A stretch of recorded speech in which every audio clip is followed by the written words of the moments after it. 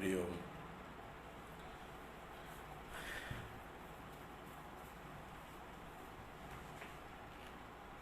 हरि ओम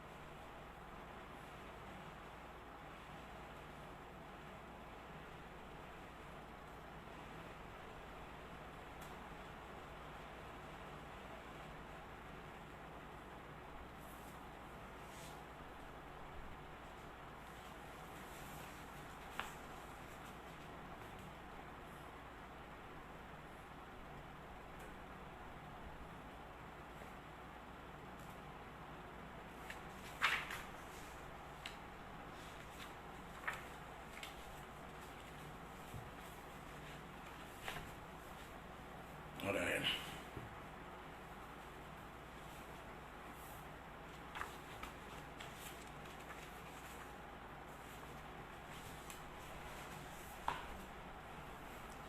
नारायण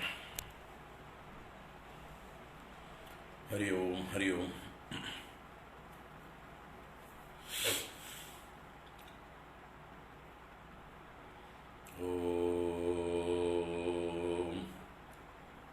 ओम श्री गणेशाय नमः।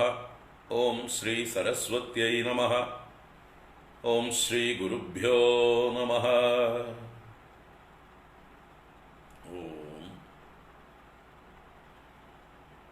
नारायणं पद्मभुवं वसिष्ठं शक्तिं च तत्पुत्रपराशरं च व्यासं सुकं गौडपदं महान्तं गोविन्दयोगीन्द्रमदास्य शिष्यम् श्रीशङ्कराचार्यमदास्य पद्मपादं च हस्तामलकं च शिष्यं तं त्रोडकं वार्तिककारमन्यान् अस्मद्गुरून् सन्ततमानतोऽस्मि। ब्रह्मानन्दं परमसुखदं केवलं ज्ञानमूर्तिं द्वन्द्वातीतं गगनसदृशं तत्त्वमस्यादिलक्ष्यम् एकं नित्यं विमलमचलं सर्वधी साक्षिभूतं भावातीतं त्रिगुणरहितं सद्गुरुं तं नमामि। भावातीतं त्रिगुणरहितं सद्गुरुं तं नमामि। ॐ पार्थाय प्रतिबोधितां भगवता नारायणेन स्वयं व्यासेन ग्रथितां पुराणमुनिना मध्ये महाभारतम् अद्वैतामृतवर्षिणीं भगवतीम् अष्टादशाध्यायिनीम् अम्ब त्वाम् अनुसन्दधामि भगवद्गीते भवद्वेषिणीम्।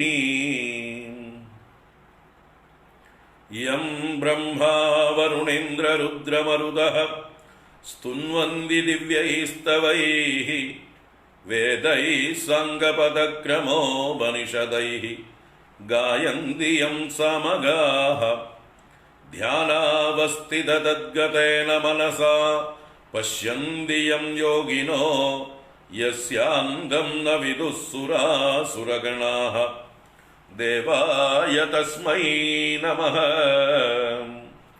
यस्यान्तं न विदुः सुरासुरगणाः देवाय तस्मै नमः।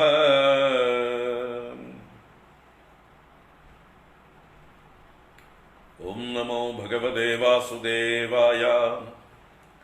ओम श्री कृष्ण परमात्मने नमः। ओम नमः परम ऋषिभ्यो नमः। परम ऋषिभ्यः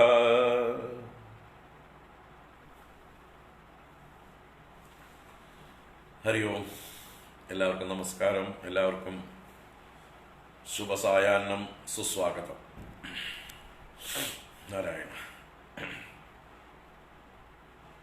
ഹരി ഓം. ഹരി ഓം. ശ്രീമദ് ഭഗവത്ഗീത പഠന പരമ്പരയിലേക്ക് ഏവർക്കും സുസ്വാഗതം.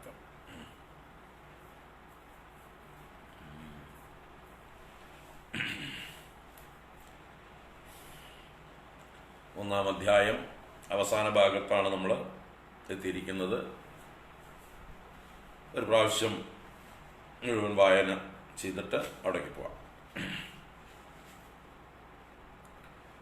ഓം നമോ ഭഗവതേ വാസുദേവായ. ഓം ശ്രീകൃഷ്ണ പരമാത്മനേ നമഃ. അഥ ശ്രീമദ് ഭഗവദ്ഗീത പ്രഥമോऽധ്യായഃ. അർജുന വിഷാദയോഗഃ. ധൃതരാഷ്ട്ര ഉവാച ധർമ്മക്ഷേത്രേ കുരുക്ഷേത്രേ സമവേതായുജുത്സവഃ മാമകാഃ പാണ്ഡവാശ്ചൈവ കിമകുർവത സഞ്ജയ. സഞ്ജയ ഉവാച ദൃഷ്ട്വാ തു പാണ്ഡവാനീകം വ്യൂഢം ദുര്യോധനസ്തദാ ആചാര്യമുപസംഗമ്യ രാജാ വചനമബ്രവീത്. പശ്യൈതാം പാണ്ഡുപുത്രാണാം ആചാര്യമഹതീം ചമൂം വ്യൂഢാം ദ്രുപദപുത്രേണ തവ ശിഷ്യേണ ധീമതാ. അത്ര ശൂരാ മഹേശ്വാസാഃ ഭീമാർജുന സമായുധി. യുയുധാനോ വിരാടശ്ച ദ്രുപദശ്ച മഹാരഥഃ. ദൃഷ്ടകേതുശ്ചേകിതാനഃ കാശിരാജശ്ച വീര്യവാൻ. പുരുജിത് കുന്തിഭോജശ്ച ശൈബ്യശ്ച നരപുംഗവഃ. യുധാമന്യുശ്ച വിക്രാന്തഃ ഉത്തമൗജാശ്ച വീര്യവാൻ. സൗഭദ്രോ ദ്രൗപദേയാശ്ച സർവ ഏവ മഹാരഥാഃ. അസ്മാകം തു വിശിഷ്ടായേ താൻ നിബോധദ്വിജോത്തമ. നായകാ മമ സൈന്യസ്യ സംജ്ഞാർത്ഥം താൻ ബ്രവീമി തേ. ഭവാൻ ഭീഷ്മശ്ച കർണശ്ച കൃപശ്ച സമിതിഞ്ജയഃ. അശ്വത്ഥാമാ വികർണശ്ച സൗമദത്തിസ്തദൈവ ച. അന്യേ ച ബഹവഃ ശൂരാഃ മദർത്തേ ത്യക്തജീവിതാഃ. നാനാശസ്ത്രപ്രഹരണാഃ സർവേ യുദ്ധവിശാരദാഃ. അപര്യാപ്തം തദസ്മാകം ബലം ഭീഷ്മാഭിരക്ഷിതം. പര്യാപ്തം ത്വിദമേതേഷാം ബലം ഭീമാഭിരക്ഷിതം. അയനേഷു ച സർവേഷു യഥാ ഭാഗമവസ്ഥിതാഃ ഭീഷ്മമേവാഭിരക്ഷന്തു ഭവന്തഃ സർവ ഏവ ഹി. തസ്യ സഞ്ജനയൻ ഹർഷം കുരു വൃദ്ധഃ പിതാമഹഃ. സിംഹനാദം വിനദ്യോച്ഛൈഃ ശംഖം ദദ്മൗ പ്രതാപവാൻ. തതഃ ശംഖാശ്ച ഭേര്യശ്ച പണവാനകഗോമുഖാഃ. സഹസൈവാഭ്യഹന്യന്ത സശബ്ദസ്തു മുലോഭവത്. തതഃ ശ്വേതൈർഹയൈർയുക്തേ മഹതി സ്യന്ദനേ സ്ഥിതൗ. മാധവഃ പാണ്ഡവശ്ചൈവ ദിവ്യൗ ശംഖൗ പ്രദദ്മധുഃ. പാഞ്ചജന്യം ഹൃഷീകേശഃ ദേവദത്തം ധനഞ്ജയഃ. പൗണ്ഡ്രം ദദ്മൗ മഹാശംഖം ഭീമകർമാ വൃകോദരഃ. അനന്തവിജയം രാജാ കുന്തിപുത്രോ യുധിഷ്ഠിരഃ. നകുലഃ സഹദേവശ്ച സുഘോഷമണിപുഷ്പകൗ. കാശ്യശ്ച പരമേശ്വാസഃ ശിഖണ്ഡീ ച മഹാരഥഃ. ദൃഷ്ടദ്യുമ്നോ വിരാടശ്ച സാത്യകിശ്ചാപരാജിതഃ. ദ്രുപദോ ദ്രൗപദേയാശ്ച സർവശഃ പൃഥുവീപദേ. സൗഭദ്രശ്ച മഹാബാഹുഃ ശംഖാൻ ദദ്മുഃ പൃഥക് പൃഥക്. സഘോഷോദ്ധാർത്തരാഷ്ട്രാണാം ഹൃദയാനി വ്യധാരയത്. നഭശ്ച പൃഥുവീം ചൈവ തുമുലോ വ്യനുനാദയൻ അഥ വ്യവസ്ഥിതാൻ ദൃഷ്ട്വാ ധാർത്തരാഷ്ട്രാൻ കപിധ്വജഃ പ്രവൃത്തെ ശസ്ത്രസംഭാവേ ധനുരുദ്യമ്യ പാണ്ഡവഃ ഹൃഷീകേശം തദാ വാക്യം ഇദമാഹ മഹീപദേ. അർജുന ഉവാച സേനയോരുഭയോർമധ്യേ രഥം സ്ഥാപയമേച്യുത യാവദേതാൻ നിരീക്ഷേഹം യോദ്ധുകാമാനവസ്ഥിതാൻ കൈർമയാ സഹ യോദ്ധവ്യം അസ്മിൻ രണസമുദ്യമേ യോത്സ്യമാനാനവേക്ഷേഹം യ ഏതേത്ര സമാഗതാഃ. ധാർത്തരാഷ്ട്രസ്യ ദുർബുദ്ധേഃ യുദ്ധേ പ്രിയചികീർഷവഃ. സഞ്ജയ ഉവാച ഏവമുക്തോ ഹൃഷീകേശഃ ഗുഡാകേശേന ഭാരത സേനയോരുഭയോർമധ്യേ സ്ഥാപയിത്വാ രഥോത്തമം ഭീഷ്മദ്രോണ പ്രമുഖതഃ സർവേഷാം ച മഹീക്ഷിതാം ഉവാച പാർത്ഥ പശ്യൈതാൻ സമവേതാൻ കുരുനിതി. തത്രാപശ്യത് സ്ഥിതാൻ പാർത്ഥഃ പിതॄനദ പിതാമഹാൻ ആചാര്യാൻ മാതുലാൻ ഭ്രാതॄൻ പുത്രാൻ പൗത്രാൻ സഖീംസ്തദാ ശ്വശുരാൻ സുഹൃദശ്ചൈവ സേനയോരുഭയോരപി. താൻ സമീക്ഷ്യ സ കൗന്ദേയഃ സർവാൻ ബന്ധൂനവസ്ഥിതാൻ കൃപയാ പരയാവിഷ്ടഃ വിഷീദന്നിദമബ്രവീത്.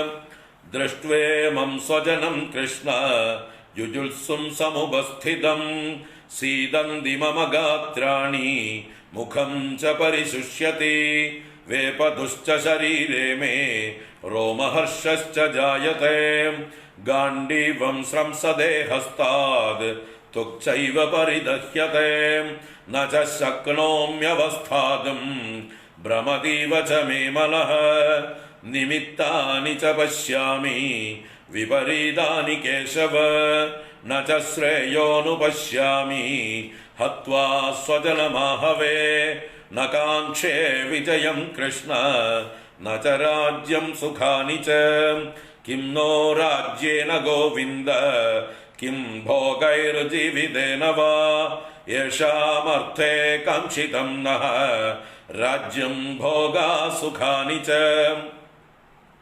തൈമേവ സ്ഥിതാ യുദ്ധേ പ്രാണാൻ ത്യക്ത്വാ ധനാനി ച ആചാര്യാഃ പിതരഃ പുത്രാഃ തഥൈവ ച പിതാമഹാഃ മാതുലാ ശ്വശുരാ പൗത്രാഃ ശ്യാലാ സംബന്ധിനസ്തദാ ഏതാൻ ന ഹന്തുമിച്ഛാമി ജ്ഞതോപി മധുസൂദന അപി ത്രൈലോക്യരാജ്യസ്യ ഹേതോഃ കിം नु മഹീകൃതേ നിഹത്യദാർത്തരാഷ്ട്രാൻ നഃ കാ പ്രീതിഃ സ്യാദ് ജനാർദ്ദന പാപമേവാശ്രയേദസ്മാൻ ഹത്വൈതാൻ ആതതായിനഃ തസ്മാന്നാർഹാ വയം ഹന്തും ധാർത്തരാഷ്ട്രാൻ സ്വബാന്ധവാൻ സ്വജനം ഹി കഥം ഹത്വാ സുഖിനഃ സ്യാമ മാധവ. യദ്യപ്യേതേന പശ്യന്തി ലോഭോ വഹത ചേതസഃ കുലക്ഷയകൃതം ദോഷം മിത്രദ്രോഹേ ച പാതകം കഥം ന ജ്ഞേയമസ്മാഭിഃ പാപാദസ്മാൻ നിവർത്തിതും കുലക്ഷയകൃതം ദോഷം പ്രപശ്യദ്ഭിർജനാർദ്ദന കുലക്ഷയേ പ്രണശ്യന്തി കുലധർമാ സനാതനാഃ ധർമ്മേ നഷ്ടേ കുലം കൃഷ്ണം അധർമ്മോ വിഭവത്യുത അധർമാ വിഭവാത് കൃഷ്ണ പ്രദുഷ്യന്തി കുലസ്ത്രിയഃ സ്ത്രീഷു ദുഷ്ടാസു വാർഷ്ണേയ ജായതേ വർണ്ണസങ്കരഃ.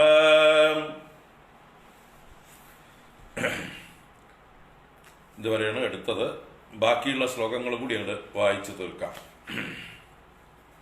സങ്കരോ നരകായൈവ കുലഗ്നാനാം കുലസ്യ ച പതന്തി പിതരോ ഹ്യേഷാം ലുപ്തപിണ്ഡോദകക്രിയാഃ ദോഷൈരേതൈഃ കുലഗ്നാനാം വർണ്ണസങ്കരകാരകൈഃ ഉത്സാദ്യന്തേ ജാതിധർമാഃ കുലധർമാശ്ച ശാശ്വതാഃ ഉത്സന്നകുലധർമാണാം മനുഷ്യാണാം ജനാർദ്ദന നരകേ നിയതം വാസഃ ഭവതീത്യനുശുശ്രുമ അഹോ ബദമഹൽ പാപം കർത്തും വ്യവസിതാ വയം യദ്രാജ്യസുഖലോഭേന ഹന്തും സ്വജനമുദ്യതാഃ യദി മാം അപ്രതീകാരം അശസ്ത്രം ശസ്ത്രപാണയഃ ധാർത്തരാഷ്ട്രാരണേ ഹന്യുഃ തന്മേ ക്ഷേമതരം ഭവേത്.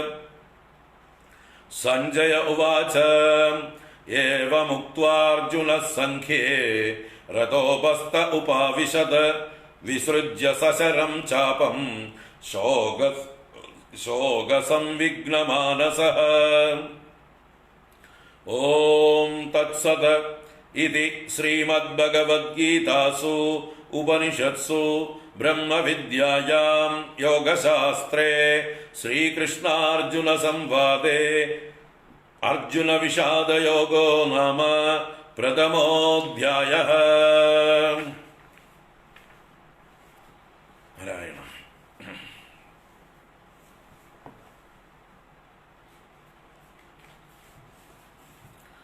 ഹരി ഓം. 41-ാമത്തെ ശ്ലോകമാണ് കഴിഞ്ഞ ക്ലാസ്സിൽ അവസാനം കണ്ടത്. അപ്പോ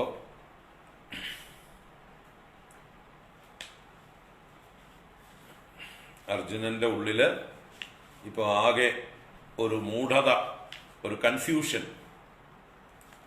എന്താണ് ധർമ്മം, എന്താണ് അധർമ്മം, അഥവാ മുഖ്യധർമ്മമേത്, ഗൗണധർമ്മമേത്, ഇതൊന്നും അറിയാൻ പറ്റാത്തതായിട്ടുള്ള ഒരവസ്ഥ.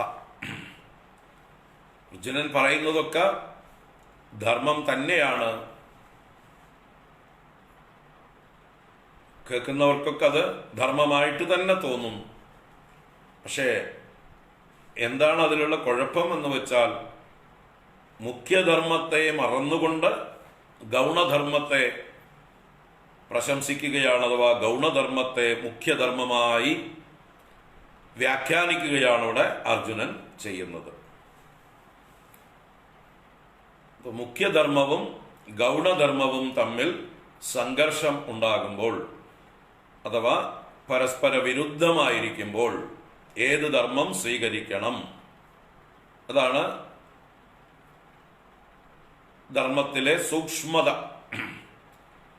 ധർമ്മസ്യ തത്വം നിഹിതം ഗുഹായാം എന്ന് ശ്രീ മഹാഭാരതത്തില് പല പ്രാവശ്യം ഭീഷ്മ പിതാമഹൻ എടുത്തു പറയുന്നുണ്ട്. ധർമ്മത്തിന്റെ തത്വം, അതിൻ്റെ യാഥാർത്ഥ്യം, അത് വളരെ ഗൂഢമാണ്. ഗുഹായാം നിഹിതം, വളരെ ഗൂഢമൊന്നുമല്ല, ചിന്തിച്ചാൽ തെളിഞ്ഞു വരികയും ചെയ്യും. മൂഢബുദ്ധികൾക്ക് ഗൂഢമാണ്, ചിന്തിക്കുന്നവർക്ക് അത് വ്യക്തമാകും. അപ്പോൾ മുഖ്യധർമ്മം, ഗൗണധർമ്മം ഇത് വേർതിരിച്ചു കഴിഞ്ഞാൽ ആ ഗൂഢത പരസ്യമാവും, രഹസ്യം പരസ്യമാവും. അപ്പോൾ ഒരു വ്യക്തിയുടെ മുഖ്യധർമ്മം എന്താണ്, അത് അതാത് വ്യക്തി വേർതിരിച്ചറിയണം. മുഖ്യധർമ്മം അറിഞ്ഞ് ഗൗണധർമ്മവും അറിഞ്ഞ്, ഗൗണധർമ്മം മുഖ്യധർമ്മത്തിന്, ഗൗണധർമ്മം എന്ന് പറഞ്ഞാൽ സെക്കൻഡറി, സബ്സിഡിയറി എന്നൊക്കെയുള്ള അർത്ഥത്തിലാണ് ഇവിടെ പ്രയോഗം. മുഖ്യം എന്ന് പറഞ്ഞാൽ primary duty and secondary or subsidiary ആയിരിക്കുന്ന സപ്പോർട്ടിംഗ് റോൾസ്, സപ്പോർട്ടിംഗ് ഡ്യൂട്ടീസ്. ഇപ്പോ ഒരു ഭരണാധികാരിയെ സംബന്ധിച്ച് മുഖ്യധർമ്മം എന്ന് പറഞ്ഞാൽ അയാൾ ആ സ്ഥാനത്തിരിക്കുന്നത് കൊണ്ട് ആ ഭരണാധികാരി എന്നുള്ള നിലയ്ക്കുള്ളതായിട്ടുള്ള ധർമ്മമാണ് അദ്ദേഹത്തിന്റെ മുഖ്യധർമ്മം. അതാണ് നമ്മൾ രാമായണത്തിലൊക്കെ ശ്രീരാമനൊക്കെ കാണിച്ചു തന്നത്. അദ്ദേഹം ഭരണാധികാരിയായിരിക്കുമ്പോൾ ചെയ്യുന്ന ഒരു ധർമ്മം വേറെ, അദ്ദേഹം ഭരണത്തിലേക്ക് കയറാതിരിക്കുമ്പോൾ ചെയ്യുന്ന ധർമ്മം വേറെ. അദ്ദേഹം ഭരണത്തിൽ കയറുന്നതിന് മുമ്പായിരുന്നു അച്ഛൻ്റെ വാക്ക് പാലിക്കാൻ കാട്ടിലേക്ക് പോകുന്നത്. അപ്പം മകൻ മാത്രമാണ് അദ്ദേഹം, രാജാവായിട്ടില്ല, അഭിഷേകം ചെയ്തിട്ടില്ല. അപ്പോൾ പിതാവിനോടുള്ള പുത്രധർമ്മമാണ് മുഖ്യം. അപ്പോൾ പിതാവിൻ്റെ ആജ്ഞയെ പാലിച്ചുകൊണ്ട് അദ്ദേഹം കാട്ടിലേക്ക് പോയി. അദ്ദേഹത്തിന് രാജ്യം ഉപേക്ഷിക്കാൻ ഒരു പ്രയാസവും ഉണ്ടായില്ല, അച്ഛൻ്റെ വാക്ക് പാലിക്കാൻ. പുത്രൻ എന്നുള്ളതായിട്ടുള്ള ധർമ്മത്തെ മുഖ്യധർമ്മമായി പാലിച്ചു. അപ്പോൾ അദ്ദേഹം വെറും പുത്രൻ മാത്രമാണ്, അച്ഛനാണ് രാജാവ്. അച്ഛൻ രാജാവുമാണ്. രാജാവിൻ്റെ ആജ്ഞയും കൂടിയിട്ട് ആണ്. രാജാവിൻ്റെ അഭിമാനത്തെ രക്ഷിക്കേണ്ടതാണ്, രാജാവിൻ്റെ സത്യത്തെ പാലിക്കേണ്ടതാണ്. തൻ്റെ ഒരു അച്ഛൻ മാത്രമല്ല അവിടെ ദശരഥൻ, അദ്ദേഹം ഒരു രാജാവും കൂടിയാണ്. അപ്പോൾ ആ രാജാവിൻ്റെ അഭിമാനവും സത്യവും സംരക്ഷിക്കുക എന്നുള്ളത് പ്രജയായിട്ടുള്ള തൻ്റെ ധർമ്മമാണ്, പുത്രനായിട്ടുള്ള തൻ്റെ ധർമ്മമാണ്. അത് പാലിക്കാൻ അദ്ദേഹം കാട്ടിലേക്ക് പോയി. നേരെ മറിച്ച് അദ്ദേഹം തിരിച്ചു വന്ന് അഭിഷേകമൊക്കെ കഴിഞ്ഞതിന് ശേഷം അദ്ദേഹത്തിൻ്റെ പത്നിയായ സീതയെക്കുറിച്ച് അപഖ്യാതി ഉണ്ടായപ്പോൾ അദ്ദേഹം എന്താ ചെയ്തത്? അദ്ദേഹത്തിന് രാജ്യത്തെ ഉപേക്ഷിക്കാൻ വല്ല പ്രയാസമുള്ള ആളാണോ? അതിലാർക്കെങ്കിലും ശങ്കയുണ്ടോ? അതെത്ര അദ്ദേഹം കാണിച്ചു തന്നതാണ്. എന്നിട്ടും പിന്നെയും രാജ്യത്തോടുള്ള ഭ്രമം കൊണ്ടാണ് രാജ്യം ഉപേക്ഷിക്കാതെ ഭാര്യയെ ഉപേക്ഷിക്കുന്നത് എന്ന് പറയുന്ന ആൾക്കാരുണ്ട് ഇപ്പോഴും. അദ്ദേഹം ഓഫർ കിട്ടിയതായിട്ട് യുവ സിംഹാസനത്തെ വേണ്ടാന്ന് വെച്ചിട്ടാണ് പോയത്. അച്ഛൻ തന്നെ എടുത്തോളാൻ പറഞ്ഞിട്ടും അല്ലെ, എന്നെ കാരാഗൃഹത്തിൽ അടച്ചിട്ട് നീ രാജ്യഭാരം ഏറ്റെടുത്തോളൂ എന്ന് അച്ഛൻ പറഞ്ഞിട്ടുണ്ട് അവിടെ. പക്ഷെ അച്ഛനെ സത്യസന്ധനാക്കാൻ വേണ്ടി അച്ഛന്റെ ആ വാക്കിനെ അദ്ദേഹം സ്വീകരിച്ചില്ല. പുത്രധർമ്മത്തെയാണ് അദ്ദേഹം സ്വീകരിച്ചത്. ഭാവിയിൽ ഇങ്ങനൊരു അച്ഛനെ കാരാഗൃഹത്തിൽ അടച്ച പുത്രനായി അറിയപ്പെടാൻ അദ്ദേഹം ഒരു മാതൃകയാവാൻ ഒരിക്കലും അദ്ദേഹം ആഗ്രഹിച്ചില്ല. അങ്ങനെ ഒരു മാതൃകയാവരുത്. അച്ഛനെ കാരാഗൃഹത്തിൽ അടച്ച് സിംഹാസനം പിടിച്ചെടുക്കുന്ന ഒരു പുത്രനായിട്ട് അറിയപ്പെടാൻ അതുകൊണ്ട് ലോകത്തിന് മാതൃകയാവില്ല. പിന്നെ രാമന്റെ ജീവിതം കൊണ്ട് ഒരു അർത്ഥവുമില്ല. പിന്നെ അദ്ദേഹത്തിന്റെ ശിഷ്ട കഥയൊന്നും അർത്ഥമില്ലാത്ത കഥയായിട്ട് മാറും. എന്തായാലും നമ്മുടെ ഔറംഗസേബിനെയൊക്കെ പോലെയുള്ള ആൾക്കാരല്ലേ, കംസനെ പോലെയുള്ള ആളല്ലേ എന്ന് വരും. കംസൻ തന്റെ അച്ഛനെ, ഉഗ്രസേന രാജാവിനെ കാരാഗൃഹത്തിൽ അടച്ച ആളാണ്. നമ്മുടെ ഔറംഗസേബ് അദ്ദേഹത്തിന്റെ അച്ഛനെ, ഷാജഹാനെ കാരാഗൃഹത്തിൽ അടച്ച് സഹോദരങ്ങളെയൊക്കെ കാരാഗൃഹത്തിൽ അടച്ചിട്ട് അധികാരം പിടിച്ചെടുത്ത ആളാണ്. അപ്പൊ അതുപോലെയുള്ള ഒരാൾ മാത്രമായി മാറും ശ്രീരാമൻ. അതിന് അദ്ദേഹം തയ്യാറായിരുന്നില്ല. 14 കൊല്ലം കാത്തിരിക്കുകയല്ലേ വേണ്ടു. അത് കഴിഞ്ഞാലും തനിക്ക് രാജാവാകാൻ വേണമെങ്കിൽ ആ ഒരു ഇതുണ്ടായിരുന്നു. അപ്പൊ തിരിച്ചു വന്ന ആ സീതയെക്കുറിച്ചുണ്ടായ അപഖ്യാതി ഉണ്ടായപ്പോൾ അദ്ദേഹത്തിന്റെ മുഖ്യധർമ്മം ഭരണാധികാരി എന്നുള്ള രാജധർമ്മമായിരുന്നു മുഖ്യത്തിൽ. അദ്ദേഹത്തിന്റെ ഭർത്തൃധർമ്മം അദ്ദേഹത്തിന് ഗൗണധർമ്മമായിരുന്നു. ഭാര്യയോടുള്ളതായിട്ടുള്ള ഉത്തരവാദിത്വം അദ്ദേഹത്തിന് രണ്ടാമത്തേതായിരുന്നു. അതൊരു വ്യക്തിയോട് മാത്രമുള്ള കമ്മിറ്റ്മെന്റാണ്, മറ്റത് വലിയൊരു രാജ്യത്തോടുള്ള കമ്മിറ്റ്മെന്റാണ്. പ്രജകൾ, ലക്ഷക്കണക്കിനുള്ള പ്രജകളോടുള്ള കമ്മിറ്റ്മെന്റോ വലുത്, കേവലം ഒരു വ്യക്തിയോടുള്ളതായിട്ടുള്ള കമ്മിറ്റ്മെന്റാണോ വലുത് എന്നുള്ള സംഘർഷം. അതാണ് അവിടുത്തെ മുഖ്യധർമ്മവും ഗൗണധർമ്മവും തമ്മിലുള്ള കോൺട്രഡിക്ഷൻ. അപ്പൊ അദ്ദേഹം രാജധർമ്മത്തെ, മുഖ്യധർമ്മത്തെ മുറുകെ പിടിച്ചുകൊണ്ട് ഗൗണധർമ്മത്തെ ഉപേക്ഷിച്ച് കാണിച്ചു തന്നു. അതുപോലെയാണ് നമ്മുടെ ജീവിതത്തിലും പല സന്ദർഭങ്ങളിലും ഇത് രണ്ടും തമ്മിൽ സംഘർഷം വരും. ഒരു പട്ടാളക്കാരൻ അല്ലെങ്കിൽ ഒരു പോലീസുകാരൻ അല്ലെങ്കിൽ ഒരു ജഡ്ജി അല്ലെ, അവരൊക്കെ അവരുടെ ഉത്തരവാദിത്വങ്ങൾ നിർവഹിക്കുമ്പോൾ അവരുടെ ബന്ധുക്കൾ, സ്വന്തക്കാർ, അവരോടുള്ള ധർമ്മങ്ങൾ ഉണ്ടാവും. പക്ഷേ അവര്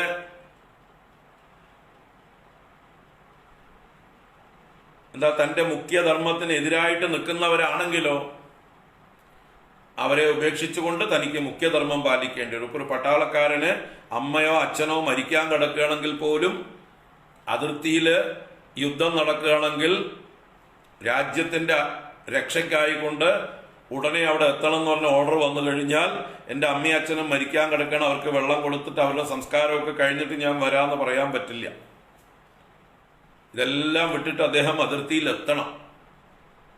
കാരണം ഇത്രയും കാലം അദ്ദേഹത്തെ ശമ്പളം കൊടുത്ത് തീറ്റിപ്പോറ്റിയത്, ഈ യുദ്ധമില്ലാത്ത കാലത്തൊക്കെ അദ്ദേഹത്തിന് വേണ്ട എല്ലാം ചെയ്തു കൊടുത്തത്, ഇനിയും ഭാവിയിലും അദ്ദേഹത്തിന് വേണ്ടതൊക്കെ ചെയ്തു കൊടുക്കുന്ന വ്യവസ്ഥകൾ വെച്ചിരിക്കുന്നത് ഇങ്ങനെ ഒരു അത്യാവശ്യം ഉണ്ടാകുമ്പോൾ അവിടെ ഉണ്ടാവാൻ വേണ്ടിയിട്ടാണ്. ഇത് അത്യാവശ്യം വേണ്ടപ്പോൾ യുദ്ധത്തിന്റെ സന്ദർഭം വന്നപ്പോൾ എൻ്റെ ഭാര്യ, എൻ്റെ മക്കളെ, എൻ്റെ അമ്മ, എൻ്റെ അച്ഛൻ എന്ന് പറഞ്ഞുകൊണ്ട് കുടുംബത്തിൽ ഇരുന്ന് കഴിഞ്ഞാൽ പിന്നെന്തിനാ ഇങ്ങനെ ഒരാളവിടെ? അപ്പൊ അയാള് തൻ്റെ മുഖ്യധർമ്മം പട്ടാളക്കാരൻ എന്നുള്ള ധർമ്മമാണ്. അത് ഉപേക്ഷിച്ചിട്ട് ഇവിടെ കുടുംബത്തിനോടുള്ളതായിട്ടുള്ള ഉത്തരവാദിത്വം എന്ന ധർമ്മത്തെ പാലിക്കാൻ സാധ്യമല്ല. He must go, he has to go. പോയേ പറ്റൂ. കമ്പി വരും, ടെലഗ്രാം വരും, അല്ലേ?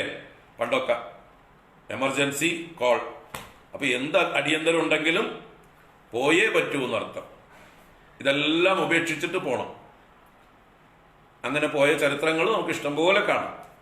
അപ്പൊ ആ ഒരു കോൾ വന്നു കഴിഞ്ഞാൽ പോയേ പറ്റൂ. ഇവിടത്തെ എന്ത് അത്യാവശ്യം ഉണ്ടെങ്കിലും നോക്കരുത്. അതുപോലെ ഒരു പോലീസുകാരൻ തൻ്റെ പുത്രൻ അധർമ്മം പ്രവർത്തിച്ചാൽ പുത്രനോടുള്ള അദ്ദേഹത്തിന്റെ പിതാവ് എന്നുള്ളതായിട്ടുള്ള രക്ഷകന്റെ ധർമ്മമാണോ അതോ നിയമരക്ഷകന്റെ ധർമ്മമാണോ പ്രവർത്തിക്കേണ്ടത്? മകൻ തന്നെ കള്ളനോ കൊലപാതകയോ കൊള്ളക്കാരനോ ആണെങ്കിൽ ആ മകനെ പിടിച്ച് നിയമത്തിന്റെ മുമ്പിൽ കൊണ്ടുവരേണ്ട ഉത്തരവാദിത്വം വരും അയാൾക്ക്. അപ്പൊ അയാൾ അച്ഛനല്ലാതാവുകയും അയാളുടെ മുഖ്യധർമ്മം പോലീസുകാരനായി മാറുകയും ചെയ്യും. അതുപോലെ ഒരു ജഡ്ജി കോടതിയിൽ വിധിക്കാനിരിക്കുമ്പോൾ തന്റെ ബന്ധുവാണ് മുമ്പിൽ വിധിക്കപ്പെടുന്നത് എങ്കിൽ അയാൾ ചെയ്തിട്ടുള്ള കുറ്റങ്ങൾക്കനുസരിച്ച് അയാൾക്ക് തൂക്കിക്കൊല്ലണമെങ്കിൽ തൂക്കിക്കൊല്ലാനും വിധിക്കേണ്ടി വരും.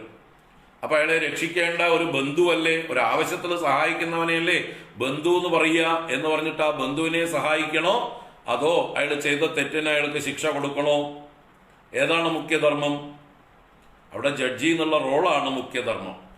അതുപോലെയാണ് ഓരോരുത്തർക്കും. ഇപ്പൊ ഇവിടെയുള്ള നമ്മുടെ മന്ത്രിമാർക്കാണെങ്കിലും ഉദ്യോഗസ്ഥന്മാർക്കാണെങ്കിലും എല്ലാവർക്കും അവർ സത്യപ്രതിജ്ഞ എടുത്ത് ആ റോള് ഏറ്റെടുത്ത് കഴിയുന്നതോടുകൂടി അവരുടെ മുഖ്യധർമ്മം സമൂഹത്തോടുള്ള കടപ്പാടാണ്, അവരുടെ വ്യക്തിധർമ്മങ്ങളല്ല. അവരുടെ കുടുംബത്തെ രക്ഷിക്കലല്ല അവരുടെ പ്രൈം ഡ്യൂട്ടി. സമൂഹത്തിനോടുള്ളതായിട്ടുള്ള കമ്മിറ്റ്മെന്റ് അവർ ഏറ്റെടുത്ത് കഴിഞ്ഞു. അല്ലെങ്കിൽ അവർ ഈ പണിക്ക് വരരുതായിരുന്നു. അവർ കുടുംബം നോക്കി വ്യക്തിപരമായിട്ടുള്ള ധർമ്മങ്ങൾക്ക് പ്രാധാന്യം കൊടുത്ത് അവിടെ തന്നെ ഇരുന്നാൽ മതിയായിരുന്നു. അപ്പൊ അതുപോലെ ധർമ്മങ്ങളിൽ പല സംഘർഷങ്ങൾ വരും. അതുപോലെയാണ് ഇവിടെ സനാതനധർമ്മവും കുലധർമ്മവും തമ്മിലുള്ളതായിട്ടുള്ള സംഘർഷവും. കുലധർമ്മമുണ്ട്, സനാതനധർമ്മമുണ്ട്. രണ്ടും രണ്ടാണ്. ഒന്ന് മുഖ്യധർമ്മം, സനാതനധർമ്മം മുഖ്യധർമ്മവും കുലധർമ്മം ഗൗണധർമ്മവുമാണ്. ഓരോരുത്തരുടെയും ആ സ്വയം എന്താ പറയുക ഉപജീവന മാർഗത്തിനുള്ള തൊഴിലിനോട് ബന്ധപ്പെട്ടതായിട്ടുള്ള ധർമ്മം, മൊത്തത്തിൽ ലോകത്തോട്, ഈശ്വരനോട്, പ്രപഞ്ചത്തോട് ഉള്ളതായിട്ടുള്ള ധർമ്മം. അപ്പൊ ഇത് തമ്മില് ഒരു നമ്മുടെ ഉള്ളിൽ തന്നെ ഒരു ലൈൻ വരച്ച് വേർതിരിച്ച് വെച്ചിരിക്കണം. ഏതാണ് മുഖ്യധർമ്മം, ഏതാണ് ഗൗണധർമ്മം? ഇപ്പൊ ഒരു പുരുഷനെ സംബന്ധിച്ച് ഒരു വിവാഹിതനായിട്ടുള്ള പുരുഷൻ എന്ന് വിചാരിക്കുക.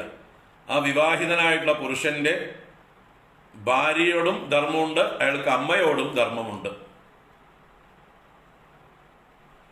അത് തമ്മിൽ സംഘർഷം വന്നാലോ, ഭാര്യയും അമ്മയും തമ്മിൽ പൊരിഞ്ഞ അടി,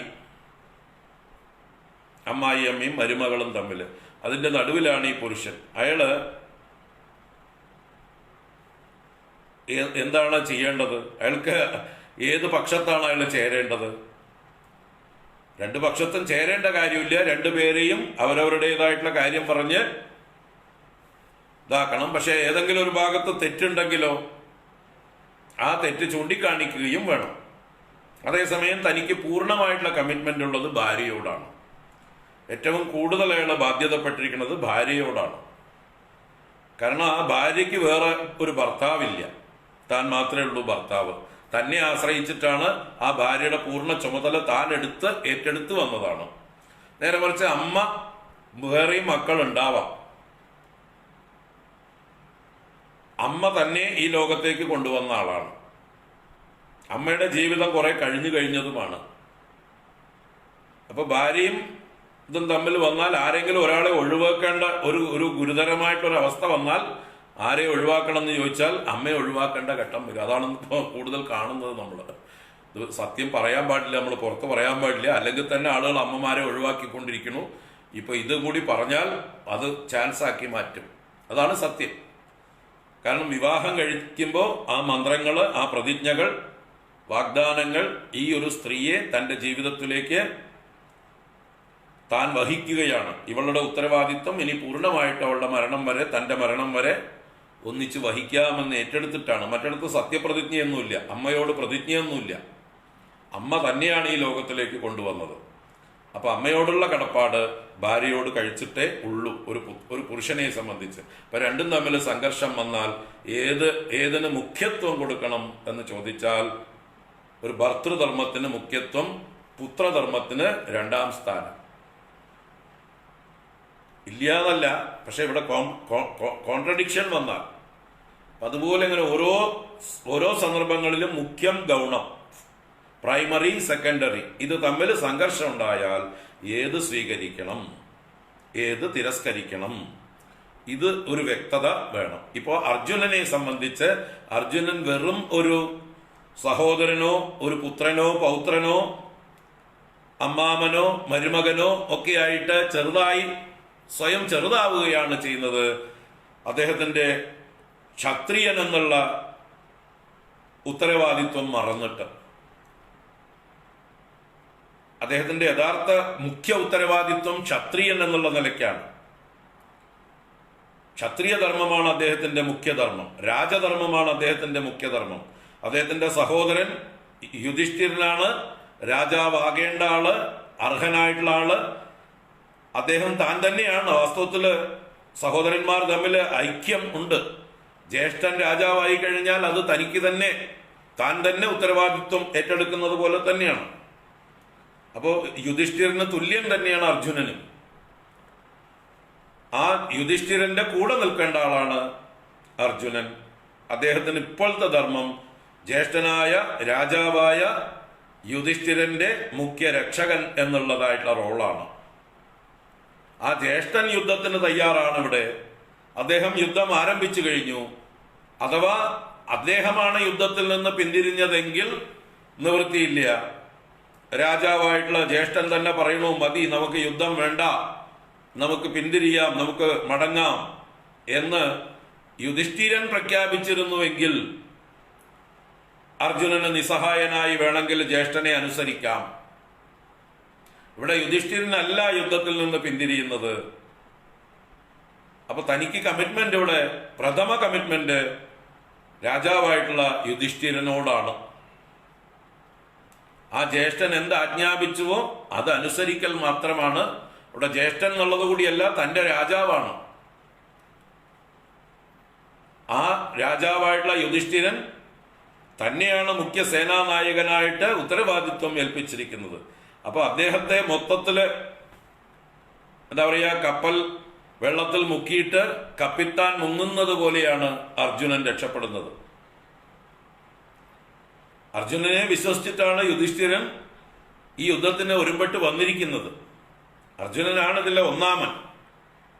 പാണ്ഡവ പക്ഷത്ത് ഏറ്റവും വീരനായിട്ടുള്ള യോദ്ധാവ് അർജുനനാണ്. ആ അർജുനനെ കണ്ടുകൊണ്ടാണ് യുധിഷ്ഠിരൻ യുദ്ധത്തിന് ഒരുമ്പെട്ടിട്ടുള്ളത്. ആ യുധിഷ്ഠിരനെ വഞ്ചിച്ചുകൊണ്ട്, യുധിഷ്ഠിരനെ നടുക്കടലിൽ തള്ളിയിട്ടുകൊണ്ട് ഞാനില്ല എന്ന് പറയുന്ന അവസ്ഥയാണ് ഇവിടെ. അപ്പൊ ഇവിടെ അർജുനനെ സംബന്ധിച്ച് ജ്യേഷ്ഠനും രാജാവുമായിരിക്കുന്ന യുധിഷ്ഠിരനോടുള്ള കമ്മിറ്റ്മെന്റ് ആണ് ഒന്നാമത്തെ കമ്മിറ്റ്മെന്റ്. അദ്ദേഹം യുദ്ധത്തിൽ നിന്ന് പിന്തിരിയാത്തോളത്തോളം കാലം അർജുനന് പിന്തിരിയാൻ ഒരു അവകാശവും ഒരു യോഗ്യതയും ഒരു അർഹതയും ഇല്ല. അദ്ദേഹം പിന്തിരിയാൻ പാടുള്ളതല്ല. ജ്യേഷ്ഠൻ പറഞ്ഞുവെങ്കിൽ രാജാവായിട്ടുള്ള യുധിഷ്ഠിരൻ നമ്മൾ യുദ്ധത്തിൽ നിന്ന് പിൻവാങ്ങുക എന്ന് പറഞ്ഞാൽ ശരി, അല്ലെങ്കിൽ ജ്യേഷ്ഠന് വേണ്ടി മരിക്കാനും ഇദ്ദേഹം ബാധ്യസ്ഥനാണ്. അതാണ് ക്ഷത്രിയ ധർമ്മം. ആ ക്ഷത്രിയ ധർമ്മത്തെ, വലിയ ധർമ്മത്തെ വിട്ടിട്ട് ഇവിടെ തൻ്റെ ബന്ധുക്കള്, സഹോദരന്മാര്, അങ്ങനെയുള്ളതായിട്ടുള്ള ആ മമതാബന്ധങ്ങൾ, സ്നേഹപാശങ്ങൾ, അതിലേക്ക് അദ്ദേഹം താഴുകയാണ് ചെയ്യുന്നത്. ഈ സാധാരണക്കാരുടെ തലത്തിലേക്ക് അർജുനൻ അധപ്പതിക്കുകയാണ് ഉണ്ടാവുന്നത്. ഒരു സാധാരണ സംസാരിയായിട്ടുള്ള ഒരു ജീവൻ നിസ്സാരനായി തീരുകയാണ്. അങ്ങനെ നിസ്സാരനാവാൻ ഇവിടെ ഭഗവാൻ അനുവദിക്കുന്നില്ല. അപ്പൊ അതിന് തൻ്റെ ഈ വൈവശ്യത്തെയാണ് അദ്ദേഹം പല രീതിയിൽ അവതരിപ്പിക്കുന്നത്. ഈ കൺഫ്യൂഷനെയാണ് അദ്ദേഹം അവതരിപ്പിക്കുന്നത്. അപ്പൊ ഇവര് ലോപം കൊണ്ട് നശിക്കപ്പെട്ട മനസ്സോടുകൂടിയവരായി, ബുദ്ധി കെട്ടവരായി,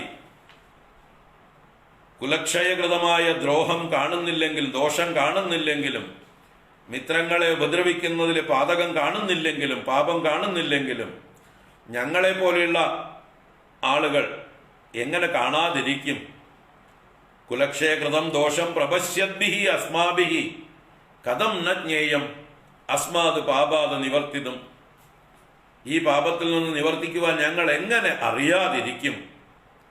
ഈ ദോഷത്തെ കാണുന്ന ഞങ്ങൾക്ക് ഒരിക്കലും പിന്തിരിയാതിരിക്കാനാവില്ല എന്നൊക്കെയാണ് അതിന്റെ ന്യായീകരണങ്ങൾ തുടരുന്നതാണ്. അങ്ങനെ ഓരോ വംശങ്ങൾ മുടിഞ്ഞാൽ ആ കുലധർമ്മങ്ങൾ, സനാതനങ്ങളായ കുലധർമ്മങ്ങൾ നശിച്ചു പോകും. അങ്ങനെ ധർമ്മം നശിക്കുമ്പോൾ ബാക്കിയുള്ള കുലത്തിലെല്ലാവരും അധർമ്മികളായി ഭവിക്കും. അധർമ്മം അഭിവർദ്ധിച്ചാൽ, അധർമ്മത്താൽ കുലം കീഴ്പ്പെടുത്തപ്പെടുമ്പോൾ ആ കുലത്തിലെ സ്ത്രീകൾ ദുഷിച്ചു പോകും. അങ്ങനെ സ്ത്രീകൾ ദുഷിക്കുമ്പോൾ വർണ്ണസങ്കരം ജാതമാകും എന്നൊക്കെയാണ് ഇദ്ദേഹം പുലമ്പുന്നത്. അപ്പോൾ വർണ്ണസങ്കരം എന്താണെന്ന് അദ്ദേഹത്തിന് കൃത്യമായിട്ട് നിശ്ചയിക്കാൻ കഴിഞ്ഞിട്ടില്ല. യഥാർത്ഥ വർണ്ണസങ്കരം ഓൾറെഡി സംഭവിച്ചു കഴിഞ്ഞിരിക്കണം. ഇപ്പൊ തന്നെ ഒരു കൺഫ്യൂസ്ഡ് ആണ് സൊസൈറ്റി. യഥാർത്ഥ യോഗ്യരായിട്ടുള്ള ആളുകൾ അർഹതയുള്ള സ്ഥാനത്ത് ഇരിക്കാതെ യോഗ്യതയില്ലാത്ത ആളുകൾ ആ സ്ഥാനങ്ങൾ പിടിച്ചെടുത്തിരിക്കുന്നതായിട്ടുള്ള അവസ്ഥയാണ് ഇവിടെ വർണ്ണസങ്കരം എന്ന് പറയുന്നത്. ഇപ്പൊ കണ്ണ് കാണാത്ത അന്ധനായിട്ടുള്ള ധൃതരാഷ്ട്രൻ, സ്വന്തം ദേഹം ഭരിക്കാൻ യോഗ്യതയില്ലാത്ത ധൃതരാഷ്ട്രൻ ക്ഷത്രിയ ധർമ്മം ഏറ്റെടുത്തിരിക്കുമ്പോൾ, രാജാവായിരിക്കുമ്പോൾ ഇതിൽ പരം വർണ്ണസങ്കരം വേറെന്താണ്? വിതുരനെ പോലെ യോഗ്യനായിട്ടുള്ള ഒരു ഭരണാധികാരി ആ ഭരണത്തിൽ നിന്ന് പുറത്തു നിൽക്കുമ്പോൾ, നിസ്സഹായനായി നിൽക്കുമ്പോൾ അതിൽ പരം വർണ്ണസങ്കരം വേറെന്താണ്? കർണനെ പോലെ ക്ഷത്രിയ ഗുണങ്ങൾ തികഞ്ഞ ഒരു യോദ്ധാവിനെ സമൂഹം സൂതൻ സൂതൻ സൂതൻ സൂതപുത്രൻ എന്ന് വിളിച്ച് അപമാനിച്ച് അദ്ദേഹത്തിന്റെ ഉള്ളിൽ പ്രതികാര ബുദ്ധിയെ വളർത്തി സാമൂഹ്യദ്രോഹിയാക്കി മാറ്റിയ വർണ്ണസങ്കരം അത് കാണണ്ടേ? അദ്ദേഹത്തെ ഒരു ശൂദ്രപ്രായനാക്കിയില്ലേ? അദ്ദേഹത്തിന്റെ ഉള്ളിലെ ക്ഷത്രിയത്വത്തെ മുറിവേൽപ്പിച്ച് അദ്ദേഹത്തെ ഒരു ശൂദ്രനെ പോലെയാക്കി, വെറും ദുര്യോധനന്റെ അടിമയാക്കി മാറ്റി, അഭിമാനത്തെ ഇല്ലാതാക്കി. അതുപോലെ ദ്രോണൻ എന്ന ഒരു ബ്രാഹ്മണനെ ഇപ്പതായി അധർമ്മത്തിന്റെ കൂട്ടുനിൽക്കുന്ന ഒരു ക്ഷത്രിയ പ്രായനാക്കി മാറ്റി, സ്വന്തം ഉപജീവനത്തിന് വേണ്ടി അധർമ്മത്തിന് കാവൽ നിൽക്കുന്ന ഒരു കാവൽക്കാരനാക്കി മാറ്റി. അശ്വത്ഥാമാവ് എന്ന ദ്രോണപുത്രനും ഇവരുടെ കൂട്ടത്തിൽ തന്നെയാണ്. അപ്പൊ ഇവിടെ എവിടെയാണ് വർണ്ണമുള്ളത്? ആകെ വർണ്ണസങ്കരമല്ലേ ഇവിടെ ഉള്ളത്? ഈ വർണ്ണസങ്കരത്തെ കാണാതെ ജാതിധർമ്മത്തെ, കുലധർമ്മത്തെ പ്രധാനമായി കാണുന്ന അർജുന ദൃഷ്ടി അത് അന്നത്തെ സമൂഹത്തിന്റെ സൃഷ്ടിയാണ്. ഭീഷ്മ ദ്രോണാദികളുടെ വ്യാഖ്യാനത്തിന്റെ സൃഷ്ടിയാണ്. അല്ലെങ്കിൽ ഭീഷ്മർ തന്നെ മാതൃകയായിട്ടുള്ള സമൂഹമാണിത്. ജാതിക്ക് പ്രാധാന്യം കൊടുത്ത് യോഗ്യതയ്ക്ക് പ്രാധാന്യം കൊടുക്കാതെ ജന്മനാൽ ഉള്ള ആ ഒരു ദായക്രമത്തിന് പ്രാധാന്യം കൊടുത്ത് യോഗ്യതയ്ക്ക് പ്രാധാന്യം കൊടുക്കാതെ ഭരതനും മറ്റ് പൂർവീകരായിട്ടുള്ള രാജാക്കന്മാരും കാണിച്ചു കൊടുത്തതിൽ നിന്ന് വ്യതിചലിച്ചുകൊണ്ട് അധപ്പതിച്ചുകൊണ്ട് ദായക്രമത്തിന് പ്രാധാന്യം കൊടുത്തു. രാജപദവിക്ക് യോഗ്യതയുണ്ടോ നോക്കാതെ രാജപദവിയിലേക്ക് ആളുകളെ കയറ്റുന്ന അതാണ് നമ്മൾ കാണുന്നത്. ഇപ്പോൾ ദുര്യോധനനും അത് തന്നെയാണ് ചെയ്യുന്നത്. യോഗ്യതയില്ലാത്ത ദുര്യോധനൻ ഇനിയിപ്പോൾ അച്ഛൻ്റെ കാലശേഷം അല്ലെങ്കിൽ അച്ഛനെ മാറ്റി സ്വയം രാജ്യഭരണം കൈയാളുകയാണ്. അച്ഛൻ പേരിനെയുള്ള സ്ഥാനത്ത് ഭരണം കൈയാളുന്നത് മുഴുവൻ ദുര്യോധനനാണ്. അപ്പൊ അതിനുള്ള യോഗ്യതയുണ്ടോ അദ്ദേഹത്തിന്? അദ്ദേഹം യഥാർത്ഥ നിസ്സംഗനായ നിസ്വാർത്ഥനായ പ്രജാക്ഷേമ തൽപരനായ എല്ലാ യോഗ്യതകളും തികഞ്ഞ ഒരു ഉത്തമ ക്ഷത്രിയനാണോ എന്ന് നോക്കുമ്പോൾ അദ്ദേഹത്തിന്റെ ഉള്ളില് ക്ഷത്രിയ ഗുണങ്ങളൊക്കെ ഉണ്ടെങ്കിലും സ്വാർത്ഥതയുണ്ട്. എല്ലാ ഗുണങ്ങളും അതിന്റെ പൂർണ്ണതയിൽ ഇല്ലാതാനും, ക്ഷത്രിയന് വേണ്ടതായിട്ടുള്ള എല്ലാ ഗുണങ്ങളും ഇല്ലാതാനും. അപ്പൊ അങ്ങനെയുള്ള ഒരാളാണ്, സ്വാർത്ഥനായിട്ടുള്ള ഒരാളാണ്, ദുഷ്ടനായിട്ടുള്ള ഒരാളാണ്. തന്റെ അധികാരം നിലനിർത്താനോ അല്ലെങ്കിൽ തന്റെ സ്വാർത്ഥതയ്ക്ക് വേണ്ടിയോ എന്ത് മറ്റുള്ളവരെ ഉപദ്രവിക്കാനും മടി കാണിക്കാത്ത ആളാണ് ഈ ദുര്യോധനൻ. അദ്ദേഹത്തെയാണ് ഇവിടെ എന്താ പറയുക അധികാരിയായിട്ട് കാണുന്നത്. അപ്പോൾ ആ ഒരു വർണ്ണസങ്കരത്തെ കാണാതെ ജാതിയിലുണ്ടാകുന്ന വർണ്ണസങ്കരത്തെ മാത്രം അദ്ദേഹം ചിന്തിക്കുകയാണ്. അവിടെയാണ് ചാതുർവർണ്ണ്യത്തിന്റെ വ്യാഖ്യാനം വേണ്ടി വരുന്നത്. അപ്പോഴാണ് ഭഗവാൻ ഗീതയിൽ 4-ാം അധ്യായത്തിലും 18-ാം അധ്യായത്തിലും ഒക്കെ ചാതുർവർണ്ണ്യത്തിന്റെ വ്യാഖ്യാനം വിസ്തരിച്ച് പറഞ്ഞു കൊടുക്കുന്നത്. എന്താണ് ചാതുർവർണ്ണ്യം? ചാതുർവർണ്ണ്യം ജാതിധർമ്മമല്ല. ജാതിധർമ്മവും ചാതുർവർണ്ണ്യവും തമ്മില് വ്യത്യാസമുണ്ട്. അതാണ് നമ്മളും അറിയേണ്ടത്. ഇരിക്കട്ടെ, അതാണ് സനാതനധർമ്മം. നമുക്ക് തുടരാം വരുന്ന ശ്ലോകങ്ങൾ. ഇപ്പോൾ പറയാനുള്ളതൊക്കെ ഏകദേശം പറഞ്ഞു കഴിഞ്ഞു. ഇനി ഈ ശ്ലോകത്തിന്റെ അക്ഷരാർത്ഥമേ നമുക്ക് കാണേണ്ടതുള്ളൂ. നോക്കാം. 42-ാമത്തെ ശ്ലോകം. സങ്കരോ നരകായൈവ കുലഗ്നാനാം കുലസ്യ ച പതന്തി പിതരോ ഹ്യേഷാം ലുപ്തപിണ്ഡോദകക്രിയാഃ. സങ്കരോ നരകായൈവ കുലഗ്നാനാം കുലസ്യ ച പതന്തി പിതരോ ഹ്യേഷാം ലുപ്തപിണ്ഡോദകക്രിയാഃ. സങ്കരഃ നരകായ ഏവ കുലഗ്നാനാം കുലസ്യ ച. സങ്കരഃ എന്ന് പറഞ്ഞാൽ ഈ ഇദ്ദേഹം പറയുന്നതായിട്ടുള്ള സങ്കരം, കൂട്ടിക്കലർപ്പ്, കൺഫ്യൂഷൻ, സമൂഹത്തിലുണ്ടാകുന്ന അവ്യവസ്ഥ, അതിലേക്കാണ് സങ്കരം എന്ന് പറയുന്നത്. വ്യവസ്ഥയില്ലായ്മ, അതാണ് സങ്കരം. ഒരു കൺഫ്യൂഷൻ, കൂട്ടിക്കലർപ്പ്. ആ സങ്കരം കുലഗ്നാനാം കുലസ്യ ച നരകായ ഏവ. കുലത്തെ നശിപ്പിക്കുന്നവർക്കും ആ കുലത്തിനും നരകത്തിനായി ഭവിക്കും. എല്ലാവരും ദുഃഖങ്ങളിലേക്ക്, നരകങ്ങളിലേക്ക് പതിക്കും. അപ്പൊ സങ്കരം ഉണ്ടായാൽ കുലവും കുലത്തെ നശിപ്പിച്ചവർ, അതിന് കാരണമായവരും നരകത്തെ പ്രാപിക്കും. അതിനെന്താ പ്രത്യേകിച്ച് കാരണം പറയുന്നത് വെച്ചാൽ ഏഷാം പിതരഃ ലുപ്തപിണ്ഡോദകക്രിയാഃ പതന്തി.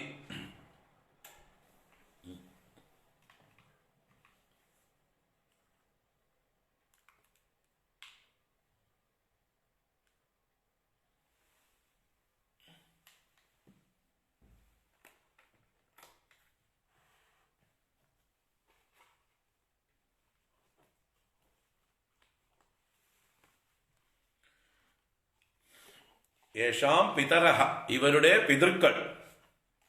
പിതൃക്കൾ എന്നാൽ പൂർവീകർ, മരിച്ചുപോയവർ. ആ പൂർവീകരായിട്ടുള്ള മരിച്ചുപോയ ആളുകൾ ലുപ്തപിണ്ഡോദകക്രിയാഹ പതന്തി. പിണ്ഡക്രിയകളും ഉദകക്രിയകളും ലുപ്തരായിട്ട്, ലുപ്തരെന്നാൽ ലോപിച്ചിട്ട്, ലഭിക്കാതെ എന്നർത്ഥം. അപ്പൊ കിട്ടേണ്ടതായിട്ടുള്ള പിണ്ഡക്രിയകളും ഉദകക്രിയകളും ലഭിക്കാതെ അവരുടെ പിതൃക്കൾ പതിക്കുന്നു. പിതൃക്കൾക്ക് ഗതി കിട്ടാതെ പതിക്കുന്നു.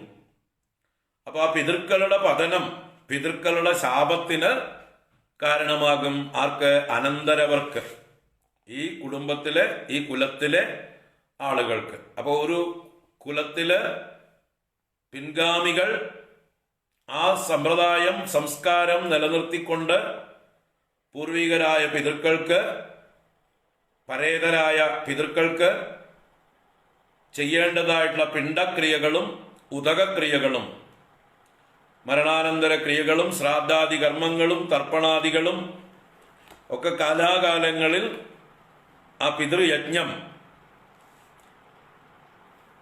ചെയ്തില്ല എങ്കിൽ ആ പിതൃക്കൾ ഗതി കിട്ടാതെ അലയും. അതാണ് പതന്തി. അത് ഇവരുടെ നരകത്തിന് കാരണമാകും. ആരാണോ കുലത്തെ നശിപ്പിച്ചത് അവരുടെ നരകത്തിന് കാരണമാകും. ഇന്ന കുലത്തെ നശിപ്പിച്ചവൻ ഇന്നവനായതുകൊണ്ട് അവന് അതിന്റെ ഫലമായിട്ട് നരകം പ്രാപിക്കേണ്ടി വരും എന്ന് പറയുകയാണ്. വസ്തുത്തിൽ ഇതൊക്കെ സൂക്ഷ്മമായിട്ടുള്ള കാര്യങ്ങളാണ്, അദൃഷ്ടങ്ങളായിട്ടുള്ള കാര്യങ്ങളാണ്. ശാസ്ത്രങ്ങൾ പറഞ്ഞിട്ടുണ്ട് എന്നേ ഉള്ളൂ. അപ്പൊ ഈ സ്വർഗവും നരകവും അതൊന്നുമല്ല വാസ്തവത്തിൽ സനാതനധർമ്മത്തിൽ മുഖ്യമായിട്ടുള്ള കാര്യങ്ങൾ. സനാതനധർമ്മത്തില് സ്വർഗവും നരകവും മനുഷ്യനെ നേരെയാക്കാൻ വേണ്ടി പറഞ്ഞു വെച്ചിട്ടുള്ള കുറെ കാര്യങ്ങളാണ്. അതൊന്നും പോയിട്ട് വന്നവരാരും നമ്മളോട് പറഞ്ഞില്ല, ഞാൻ ഇന്ന നരകത്തുനിന്നാണ് വരണതെന്നോ ഇന്ന സ്വർഗത്തുനിന്നാണ് വരണതെന്നോ ആരും കണ്ടവരില്ല. അപ്പൊ സ്വർഗത്തിനും നരകത്തിനും പ്രാധാന്യം കൊടുക്കുന്നത് സനാതനധർമ്മത്തിന്റെ ഒരു വലിയ സംഭവം അല്ല, മുഖ്യത്വം കൊടുക്കുന്നതല്ല. സ്വർഗവും നരകവുമൊക്കെ നമ്മളെ സൽമാർഗത്തിലേക്ക് നയിക്കാൻ വേണ്ടി, സദാചാരത്തിൽ നിർത്താൻ വേണ്ടി പറഞ്ഞിട്ടുള്ള കാര്യങ്ങളാണ്. അത് വാസ്തവമാണോ അല്ലയോ എന്നുള്ളത് തെളിയിക്കപ്പെട്ടിട്ടുള്ള കാര്യമല്ല. ശാസ്ത്രങ്ങൾ പറഞ്ഞിട്ടുണ്ട്, വേദങ്ങൾ പറഞ്ഞിട്ടുണ്ട്, അതുകൊണ്ട് നമ്മൾ പ്രമാണമാക്കി എടുക്കുന്നു എന്നേ ഉള്ളൂ. പക്ഷെ വേദങ്ങൾക്ക് അതിനേക്കാൾ വലിയ ലക്ഷ്യം പറയാനുണ്ട്. അപ്പൊ അത് കേൾക്കണ്ടേ? വേദം പറഞ്ഞിട്ടുണ്ട്, ന കർമ്മണ ന പ്രജയാ ധനേന ത്യാഗേ നൈകേ അമൃതത്വമാനസുഹു. പ്രജകളെ കൊണ്ടോ കർമ്മം കൊണ്ടോ ഒന്നുമല്ല അമൃതത്വം പ്രാപിക്കുന്നത്, മോക്ഷം പ്രാപിക്കുന്നത് ത്യാഗേന ഏകേ. ഇതിലൊക്കെയുള്ള മമതാ ത്യാഗം കൊണ്ട്, അജ്ഞാന ത്യാഗം കൊണ്ട്, ആത്മജ്ഞാനം നേടിയിട്ടാണ് അമൃതത്വം പ്രാപിക്കേണ്ടത്. അപ്പൊ ആത്മജ്ഞാനത്തിനാണ് ശാസ്ത്രങ്ങൾ മുഖ്യത്വം കൊടുത്തിട്ടുള്ളത്.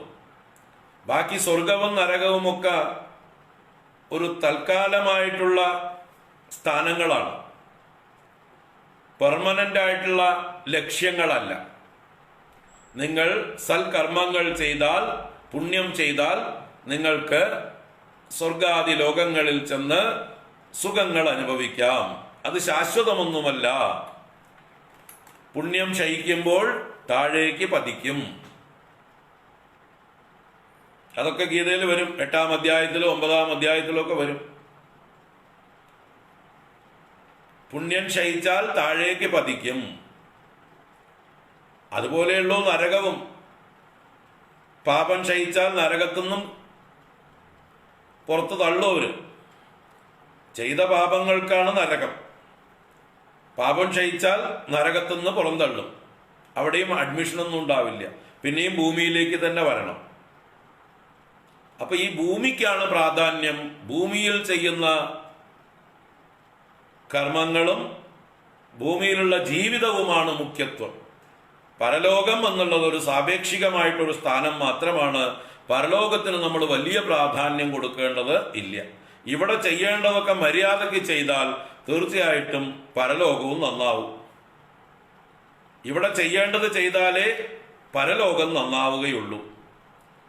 അപ്പൊ പിതൃക്കൾക്ക് വേണ്ടി നമ്മൾ ചെയ്യുന്ന കർമ്മങ്ങൾ അത് പിതൃക്കൾക്ക് കിട്ടിക്കൊള്ളണമെന്നോ പിതൃക്കൾ അതുകൊണ്ട് കരകയറുമെന്നോ നമുക്ക് തെളിയിക്കാനൊന്നും പറ്റുന്ന കാര്യമല്ല. ശാസ്ത്രങ്ങൾ പറഞ്ഞിട്ടുണ്ട്, നമ്മൾ വിശ്വസിക്കുന്നു, അനുസരിക്കുന്നു. അത് നല്ലതുമാണ്. അങ്ങനെ ഒരു വിശ്വാസവും അനുസരണയും നമ്മളെ സന്മാർഗത്തിലേക്ക് നയിക്കുന്നതാണ്. പക്ഷെ അത് സനാതനം അല്ലെങ്കിൽ അതാണ് ജീവിതത്തിന്റെ പരമമായിട്ടുള്ള ലക്ഷ്യം എന്നൊന്നുമില്ല. സ്വർഗവും നരകവുമല്ല നമ്മുടെ ലക്ഷ്യം. നമ്മുടെ ലക്ഷ്യം മോക്ഷമാണ്, ആത്മജ്ഞാനമാണ്. ആ ആത്മജ്ഞാനത്തിന് നമ്മളെ പര്യാപ്തമാക്കുന്നതാണ് നമ്മുടെ ധർമ്മ ആചരണം. അപ്പോൾ ഏത് ധർമ്മം നമ്മൾ ആചരിച്ചാൽ നമ്മൾക്ക് ചിത്തശുദ്ധി ഉണ്ടാകുമോ, നമ്മൾ ആത്മജ്ഞാനത്തിന് അധികാരികളായി തീരുമോ, ആ ധർമ്മം അനുഷ്ഠിക്കുക. സ്വർഗത്തെയും നരകത്തെയും കുറിച്ച് നമ്മൾ കൂടുതൽ വ്യാകുലരാവേണ്ട ഒരു കാര്യവും ഇല്ല. അതുപോലെ മരിച്ചുപോയ ആളുകളെ കുറിച്ചും നമ്മൾ കൂടുതൽ വറി ചെയ്യേണ്ട ആവശ്യമില്ല. അവർ സൽക്കർമ്മങ്ങൾ ചെയ്തിട്ടുണ്ടെങ്കിൽ അവർ പോയി എത്തേണ്ടിടത്ത് എത്തിയിട്ടുണ്ടാവും. നമ്മുടെ ഒരു ആശ്വാസത്തിന് വേണ്ടിയിട്ടാണ് നമ്മൾ അവർക്ക് വേണ്ടി കർമ്മങ്ങൾ ചെയ്യുന്നത്. നമ്മൾക്ക് എന്തെങ്കിലും കുറ്റബോധങ്ങൾ ഉണ്ടാവാതിരിക്കാൻ, അതുപോലെ നമ്മുടെ വരും തലമുറകൾക്ക് നമ്മളൊരു മാതൃക കാണിച്ചു കൊടുക്കാൻ, എന്താണ്, നമ്മൾ പരസ്പരം സ്നേഹിക്കണം, ബഹുമാനിക്കണം, അച്ഛനമ്മമാരോട് കടപ്പാടുണ്ട് എന്ന് കാണിച്ചു കൊടുക്കുന്നതിൻ്റെ ഒരു ഡെമോൺസ്ട്രേഷനാണത്. ഇപ്പൊ മരിച്ചുപോയവർക്ക് വേണ്ടി ജീവിച്ചിരിക്കുന്നവർ കർമ്മങ്ങൾ ചെയ്യുമ്പോൾ കൊച്ചു കുട്ടികൾ ആ കുടുംബത്തിൽ കാണുന്നുണ്ട്. ആ കുട്ടികൾ കാണാൻ വേണ്ടിയിട്ടാണ് ഇതൊക്കെ ചെയ്യുന്നത്. ആ കുട്ടികൾ കാണുന്നു, എന്ത് കാണുന്നു? എൻ്റെ അച്ഛൻ, അദ്ദേഹത്തിൻ്റെ അച്ഛൻ മരിച്ചുപോയിട്ടും അദ്ദേഹത്തെ സ്മരിക്കുന്നു. മരിച്ചുപോയ മുത്തച്ഛനെ എൻ്റെ അച്ഛൻ സ്മരിക്കുന്നു. അദ്ദേഹത്തിന് വേണ്ടി അദ്ദേഹത്തിൻ്റെ തിഥികൾ മുടങ്ങാതെ ബലി സമർപ്പിക്കുന്നു, തർപ്പണം ചെയ്യുന്നു, ശ്രാദ്ധം അനുഷ്ഠിക്കുന്നു. ഇതൊക്കെ കാണുമ്പോൾ കുട്ടികളിൽ ഒരു സംസ്കാരം ഉണ്ടാവുന്നുണ്ട്. സ്വന്തം അച്ഛനമ്മമാരോടുള്ള കടപ്പാട്, ആ ബന്ധം. നമ്മൾ അച്ഛനമ്മമാർക്ക് പ്രായമാകുമ്പോൾ അവരെ രക്ഷിക്കേണ്ടതാണ്, അവരുടെ ആഗ്രഹങ്ങൾ സാധിച്ചു കൊടുക്കേണ്ടതാണ് എന്നുള്ളതായിട്ടുള്ള ചിന്ത ഈ കുട്ടികളുടെ ഉള്ളിൽ സൈക്കോളജിക്കലായിട്ട് ഉണ്ടാക്കുന്നു. അതാണ് ഈ ഭാരതീയമായിട്ടുള്ള കുടുംബ വ്യവസ്ഥയുടെ, ഇവിടെയുള്ള ആചാരങ്ങളുടെ ഒക്കെ ഒരു മർമ്മം. അതാണ് ഈ സനാതനധർമ്മം നിലനിർത്തിക്കൊണ്ടിരുന്നതും. ആ ആചാരാനുഷ്ഠാനങ്ങളൊക്കെ നിലനിന്നതുകൊണ്ട് ഈ കുടുംബ വ്യവസ്ഥ നിലനിന്നു. അതിലൂടെ സനാതനധർമ്മത്തെ നമ്മൾ തലമുറകളായി കൈമാറി. മറ്റ് ദേശങ്ങളിൽ ഇങ്ങനെയുള്ള പിതൃകർമ്മങ്ങളോ തർപ്പണാദികളോ ഒന്നും ഇല്ല, അല്ലേ? പിതൃകർമ്മങ്ങളൊന്നും ഇല്ല അവർക്ക്. വേണമെങ്കിൽ മരണ ദിവസം ഓർമ്മിച്ചുകൊണ്ട് ആ ശവക്കല്ലറയിൽ കൊണ്ടുപോയൊരു ബൊക്കെ വെച്ചിട്ട് വരും, ഒരു പ്രത്യേക കുർബാന നടത്തിയിട്ട് വരും.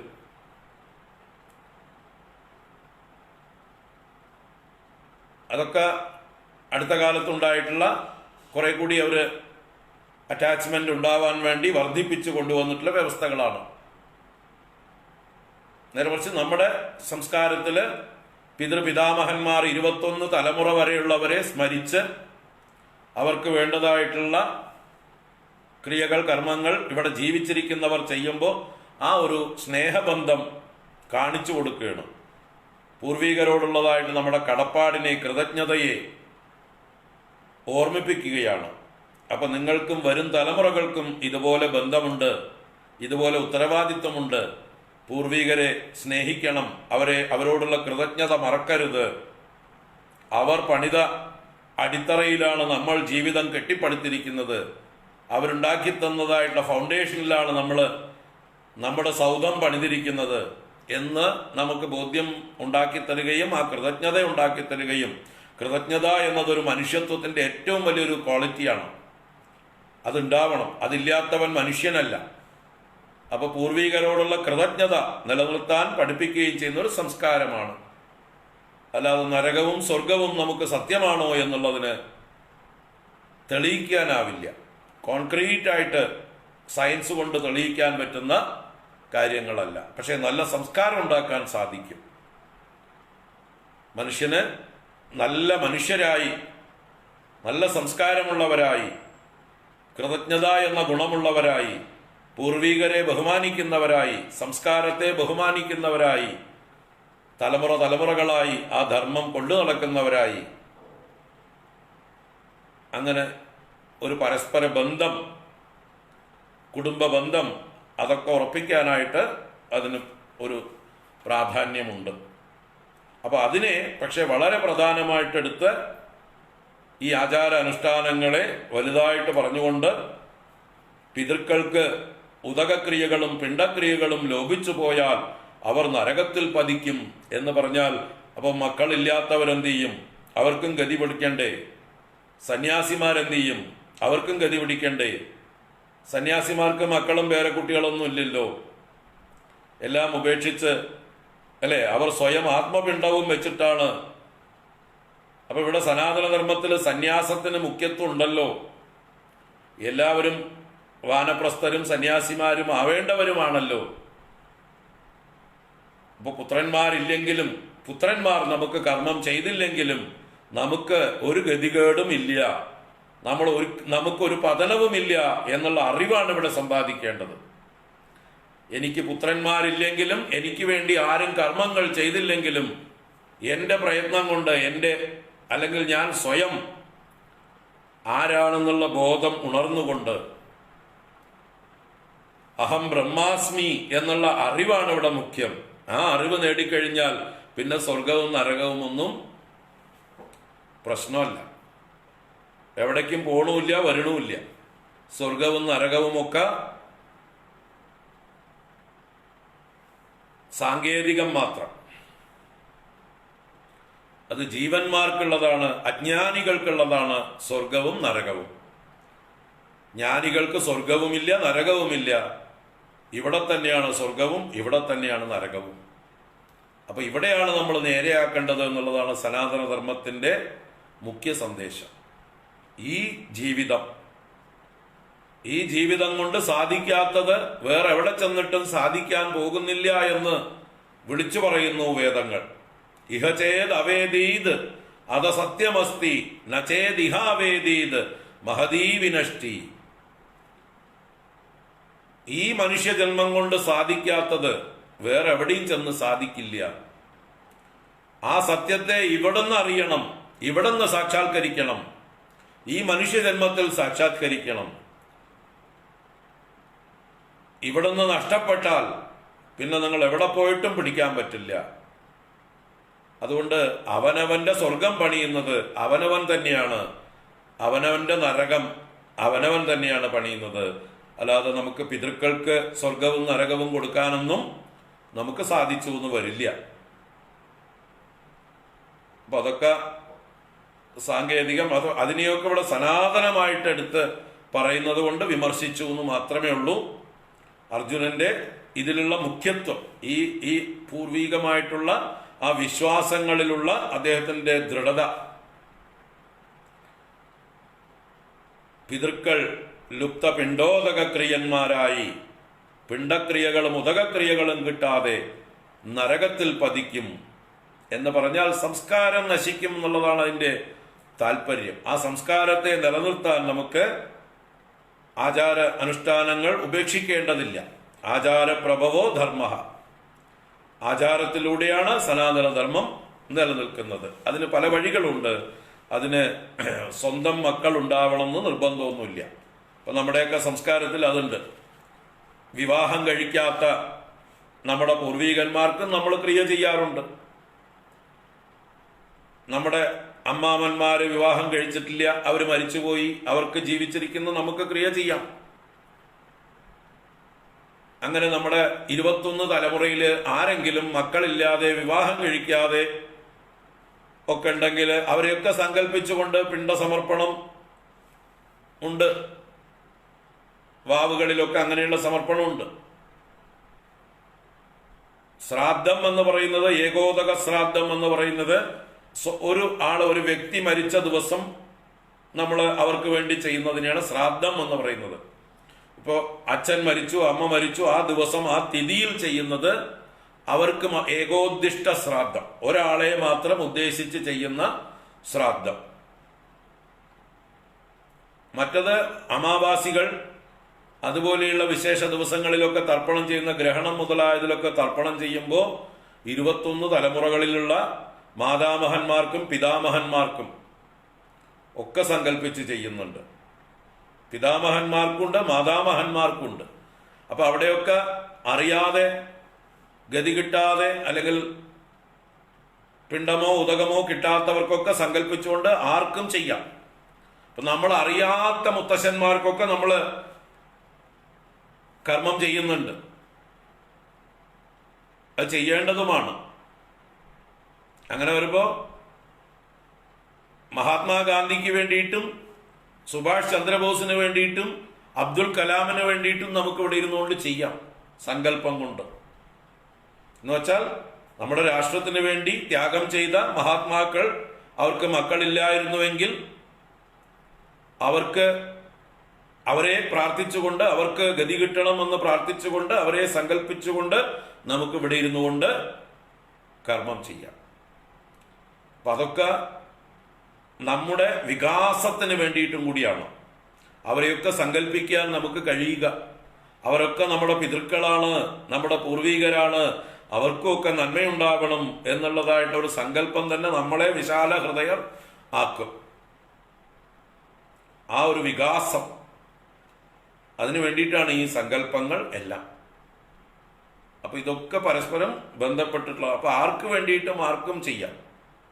അപ്പൊ അതൊരു പ്രത്യേകം മക്കളുണ്ടായിക്കൊള്ളണമെന്ന് നിർബന്ധം ഒന്നും ഇല്ല. മക്കളുണ്ടെങ്കിലേ ഗതിയുള്ളൂ എന്ന് ശാസ്ത്രങ്ങൾ പറഞ്ഞിട്ടില്ല. അതാണ് ന കർമ്മണ ന പ്രജയാ ധനേന ത്യാഗേനൈകേ അമൃതത്വമാനശുഹു. കർമ്മം കൊണ്ടോ പ്രജകളെ കൊണ്ടോ, പ്രജ എന്ന് പറഞ്ഞാൽ സന്തതികളെ കൊണ്ടോ ധനം കൊണ്ടോ ഒന്നുമല്ല അമൃതത്വം പ്രാപിക്കുന്നത്, ത്യാഗം കൊണ്ടാണ്, അജ്ഞാനത്യാഗം കൊണ്ടാണ്, മമതാത്യാഗം കൊണ്ടാണ് എന്ന് ഉറപ്പിച്ച് പറഞ്ഞിരിക്കുന്നു. ആ അറിവ് നേടിക്കഴിഞ്ഞാൽ പിന്നെ നമുക്ക് ആരും ക്രിയകളൊന്നും ചെയ്യണ്ട, ഒരു ക്രിയയുടെയും ആവശ്യമില്ല. ക്രിയയൊക്കെ സാങ്കേതികം മാത്രം. ഈ ധർമ്മം നിലനിർത്താനുള്ള ചില ചടങ്ങുകൾ, ചില ഫ്രെയിം വർക്കുകൾ, ഈ സനാതന ധർമ്മത്തെ, ഈ സ്നേഹപാശങ്ങളെ, ബന്ധങ്ങളെ ഒക്കെ നിലനിർത്താനുള്ളതായിട്ടുള്ള ചില ടെക്നീക്സ് ആണ് ഇതൊക്കെ.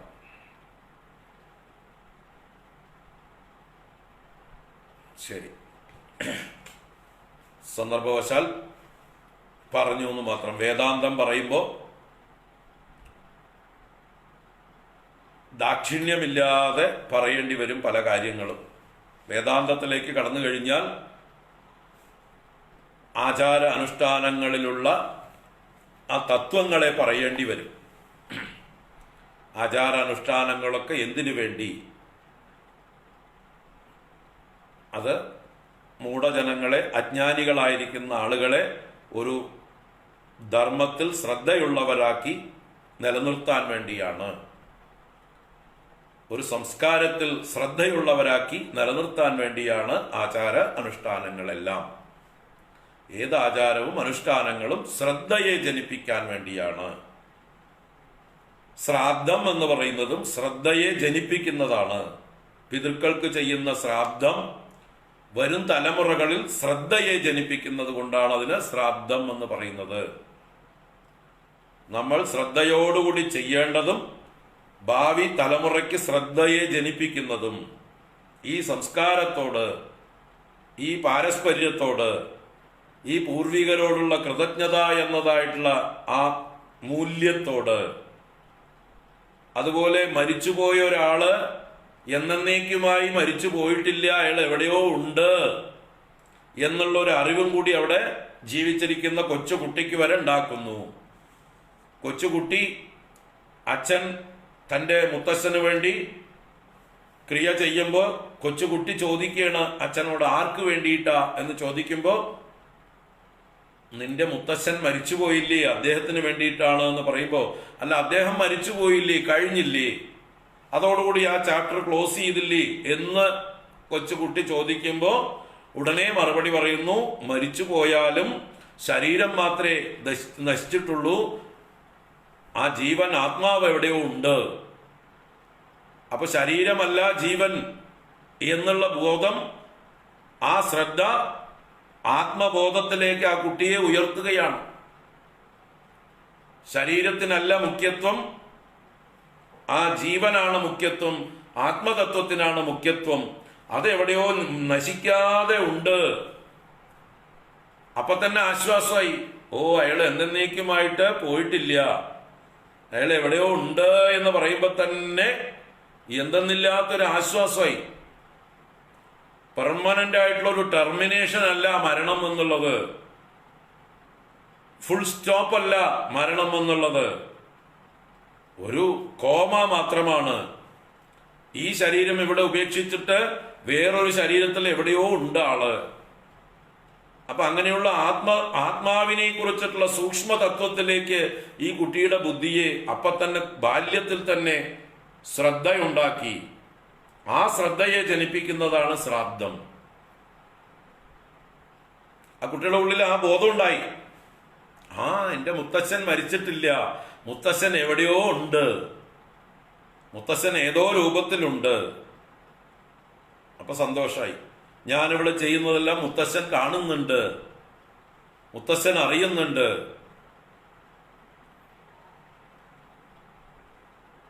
അപ്പൊ ആത്മാവിനെ കുറിച്ചിട്ടുള്ള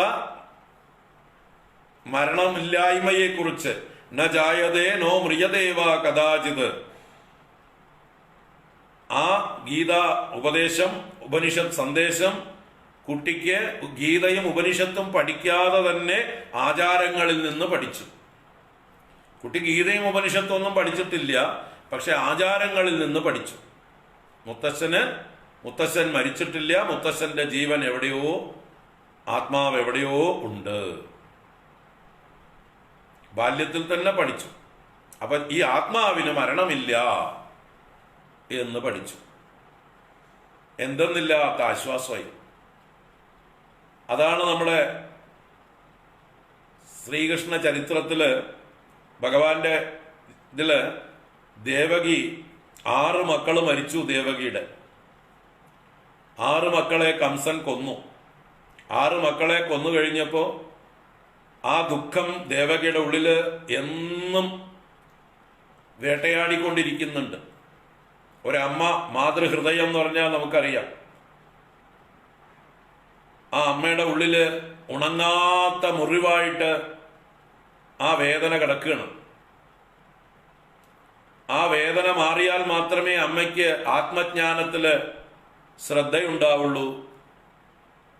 ആത്മാവ് നാശമില്ലാത്തതാണെന്നൊക്കെ പറഞ്ഞ് ഉപദേശിച്ചാൽ അതിൽ ശ്രദ്ധയുണ്ടാവുള്ളൂ. അപ്പോ ഭഗവാൻ അച്ഛനും അമ്മയ്ക്കും ഉപദേശം കൊടുക്കുന്ന രംഗങ്ങളുണ്ട്. പക്ഷേ അതൊന്നും കേട്ടിട്ടും ഈ അമ്മയ്ക്ക് തൃപ്തിയാവുന്നില്ല. അച്ഛന് വേണ്ട തൃപ്തിയാവുന്നുണ്ടെങ്കിലും, വസുദേവന് തൃപ്തനാവുന്നുണ്ടെങ്കിലും ദേവകിക്ക് തൃപ്തിയാവുന്നില്ല. ദേവകിയുടെ മനസ്സ് അപ്പോഴും മുറിവേറ്റിരിക്കുകയാണ്. ആ മുറിവ് ഉണങ്ങാതെ ഈ മകൻ കൊടുത്ത ആത്മജ്ഞാനോപദേശമൊന്നും അമ്മയിൽ ഫലിക്കില്ല. അപ്പോൾ അമ്മ ആവശ്യപ്പെടുന്നത് ഇതാണ്, മരിച്ചുപോയ നിന്റെ ജ്യേഷ്ഠന്മാർ 6 പേരെയും, അമ്മാമനായ കംസന്റെ കൈകൊണ്ട് കൊല്ലപ്പെട്ട ആ 6 പേരെയും എനിക്ക് കൊണ്ടുവന്നൊന്ന് കാണിച്ചു തരണം.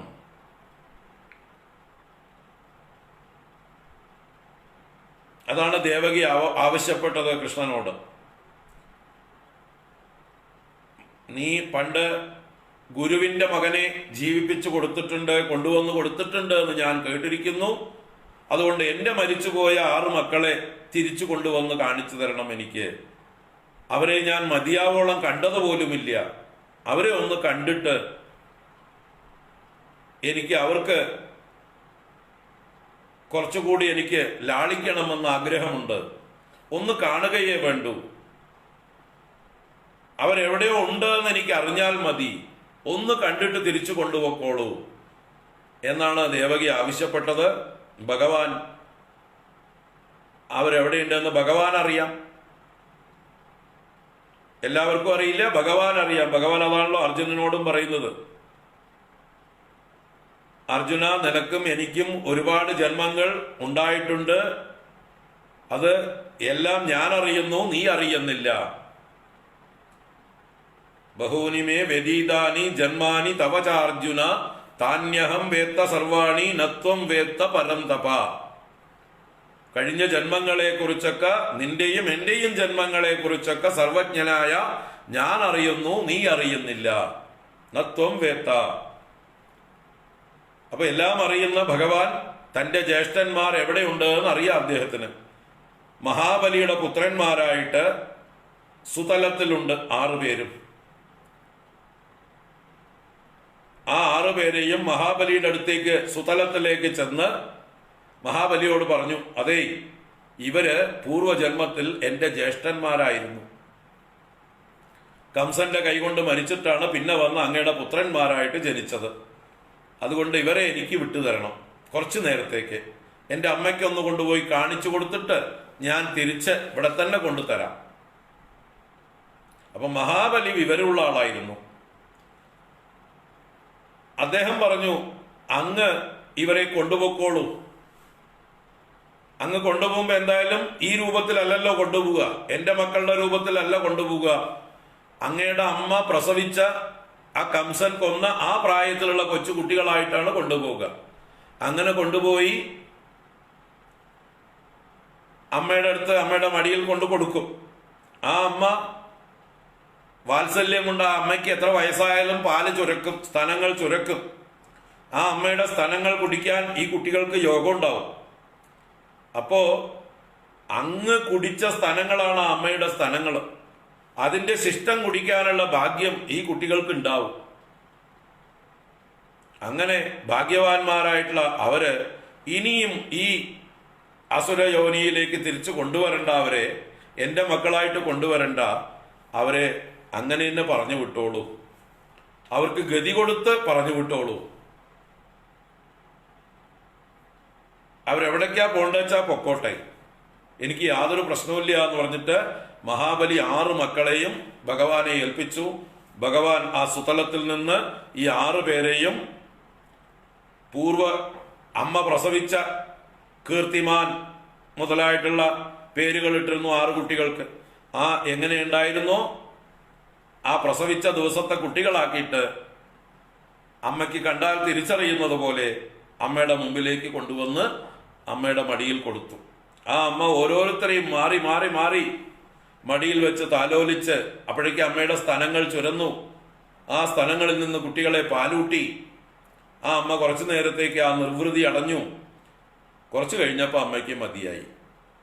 അമ്മ പറഞ്ഞു, എനിക്ക് തൃപ്തിയായി. ഇവർ ജീവിച്ചിരിപ്പുണ്ട് എന്ന് അറിഞ്ഞു. ഇവർക്ക് മരണമില്ല എന്നുള്ള തത്വം ഞാൻ അറിഞ്ഞു. വേറെ രൂപത്തിൽ എവിടെ ഉണ്ടായിരുന്നു എന്നുള്ള ബോധ്യം എനിക്ക് വന്നു. ഇനി ഇവരെ കൊണ്ടുപോയിക്കോളൂ എന്ന് പറഞ്ഞ് ഈ 6 കുട്ടികളെയും ഭഗവാന് തന്നെ വളരെ വേഗം തന്നെ മതിയായി തിരിച്ചു കൊടുത്തു. അപ്പൊ ആ വേദന മാറി. അമ്മയുടെ ഉള്ളിലുള്ള മുറിവ് എന്നേക്കുമായി ഭഗവാൻ ഉണക്കി. ഇത് വാസ്തവത്തില് ഈ കഥയിൽ നിന്ന്, ഈ കഥ കേൾക്കുന്ന എല്ലാവരുടെ ഉള്ളിലും ഈ തത്വം മനസ്സിലാക്കിക്കൊണ്ട് എല്ലാവരുടെ ഉള്ളിലുള്ള എല്ലാ മുറിവും എന്നേക്കുമായി ഉണങ്ങേണ്ടതാണ്. ആരൊക്കെ മരിച്ചു പോയിട്ടുണ്ടോ, ആരെക്കുറിച്ചൊക്കെ നമ്മൾ ദുഃഖിക്കുന്നുണ്ടോ, അവരെക്കുറിച്ചൊന്നും ദുഃഖിക്കേണ്ട കാര്യമില്ല. അതാണ് ഭഗവാൻ ഗീതയുടെ ആരംഭത്തിൽ പറയുന്ന കാര്യവും. അശോച്യാൻ അന്വശോചസ്ത്വം. ദുഃഖിക്കേണ്ടാത്തവരെ കുറിച്ച് ദുഃഖിക്കുന്നു. അശോച്യാൻ അന്വശോചസ്ത്വം പ്രജ്ഞാവാദാംശ്ച ഭാഷസേ ഗദാസൂൻ അഗദാസൂംശ്ച നാനുശോചന്തി പണ്ഡിതാഹ. പ്രാണൻ പോയവരെ കുറിച്ചും പോകാനിരിക്കുന്നവരെ കുറിച്ചും പണ്ഡിതന്മാർ ദുഃഖിക്കാറില്ല. പണ്ഡിതന്മാരെന്ന് പറഞ്ഞാൽ ഈ അറിവുള്ളവർ, ഈ ആത്മാവിന്റെ തത്വം അറിയുന്നവർ, ആത്മാവിന് നാശമില്ല, മരണമില്ല എന്ന തത്വം അറിയുന്നവർ, ആത്മാ നിത്യമാണ്, ശാശ്വതമാണ്, സനാതനമാണ് എന്നുള്ള തത്വം അറിയുന്നവർ ദുഃഖിക്കുന്നില്ല. അവർ തൽക്കാലം നമ്മളെ വിട്ടുപോയി, നമുക്ക് അവൈലബിൾ അല്ല എന്ന് മാത്രമേ ഉള്ളൂ. അവരെവിടെയോ ഉണ്ട്. എല്ലാവർക്കും എല്ലായ്പ്പോഴും അവൈലബിൾ ആയിരിക്കുമെന്ന് എവിടെയെങ്കിലും പറയുന്നുണ്ടോ? എവിടെയെങ്കിലും സാധ്യമാണോ? എല്ലാവരും നമുക്ക് എല്ലായ്പ്പോഴും അവൈലബിൾ ആയിക്കൊണ്ടിരിക്കുമോ? ഇവിടെ ജീവിച്ചിരിപ്പുണ്ടെങ്കിൽ തന്നെ നമുക്ക് അവൈലബിൾ ആയിരിക്കുമോ? നമ്മുടെ മക്കളൊക്കെ ഇപ്പൊ ജീവനോടെ ഉണ്ട്. പലർക്കും അവൈലബിൾ ആണോ? ഒക്കെ അമേരിക്കയിലും യൂറോപ്പിലും അല്ലേ. നമ്മളിവിടെ പെടാപ്പാട് പെടുമ്പോഴും അവർക്ക് വന്നിട്ടൊന്ന് സഹായിക്കാൻ പോലും പറ്റുന്നുണ്ടോ? ഇവിടെ അച്ഛനമ്മമാർക്ക് കോവിഡ് ബാധിച്ചിരിക്കുമ്പോൾ മക്കൾ അമേരിക്കയിലിരുന്ന് കരയുകയാണ്, അല്ലെങ്കിൽ കാണുകയാണ്, അല്ലെങ്കിൽ അവര് ബിസിയാണ്. എത്രയോ കഥകൾ എനിക്കറിയാം. ഈ കോവിഡ് കാലത്ത് അവർക്കൊന്നും ചെയ്യാൻ പറ്റിയില്ല.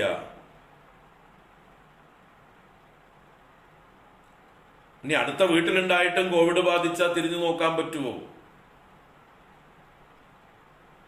അപ്പൊ എല്ലാവർക്കും എല്ലായ്പ്പോഴും ഒന്നിച്ചിരിക്കുകയും പരസ്പരം സഹായിക്കുകയും ചെയ്യുക എന്നുള്ളത് സാധ്യമാണോ? വെറും ഭ്രമമല്ലേ? ആ ഭ്രമത്തിന്റെ പേരിലല്ലേ ഈ കരച്ചിലൊക്കെ. അപ്പൊ അതുകൊണ്ട് ആത്മാവിന് മരണമില്ല എന്ന സത്യത്തെ ബോധിപ്പിക്കാനാണ് ഈ മരണാനന്തര ചടങ്ങുകളും ശ്രാദ്ധാദികളും ഒക്കെ നമ്മൾ നടത്തുന്നത്. അത് കുട്ടികളിലും ആ അറിവ് അവരറിയാതെ പകർന്നു കൊടുക്കുന്നു. അവരുടെ ഉള്ളിൽ ആ ശ്രദ്ധയുണ്ടാകുന്നു.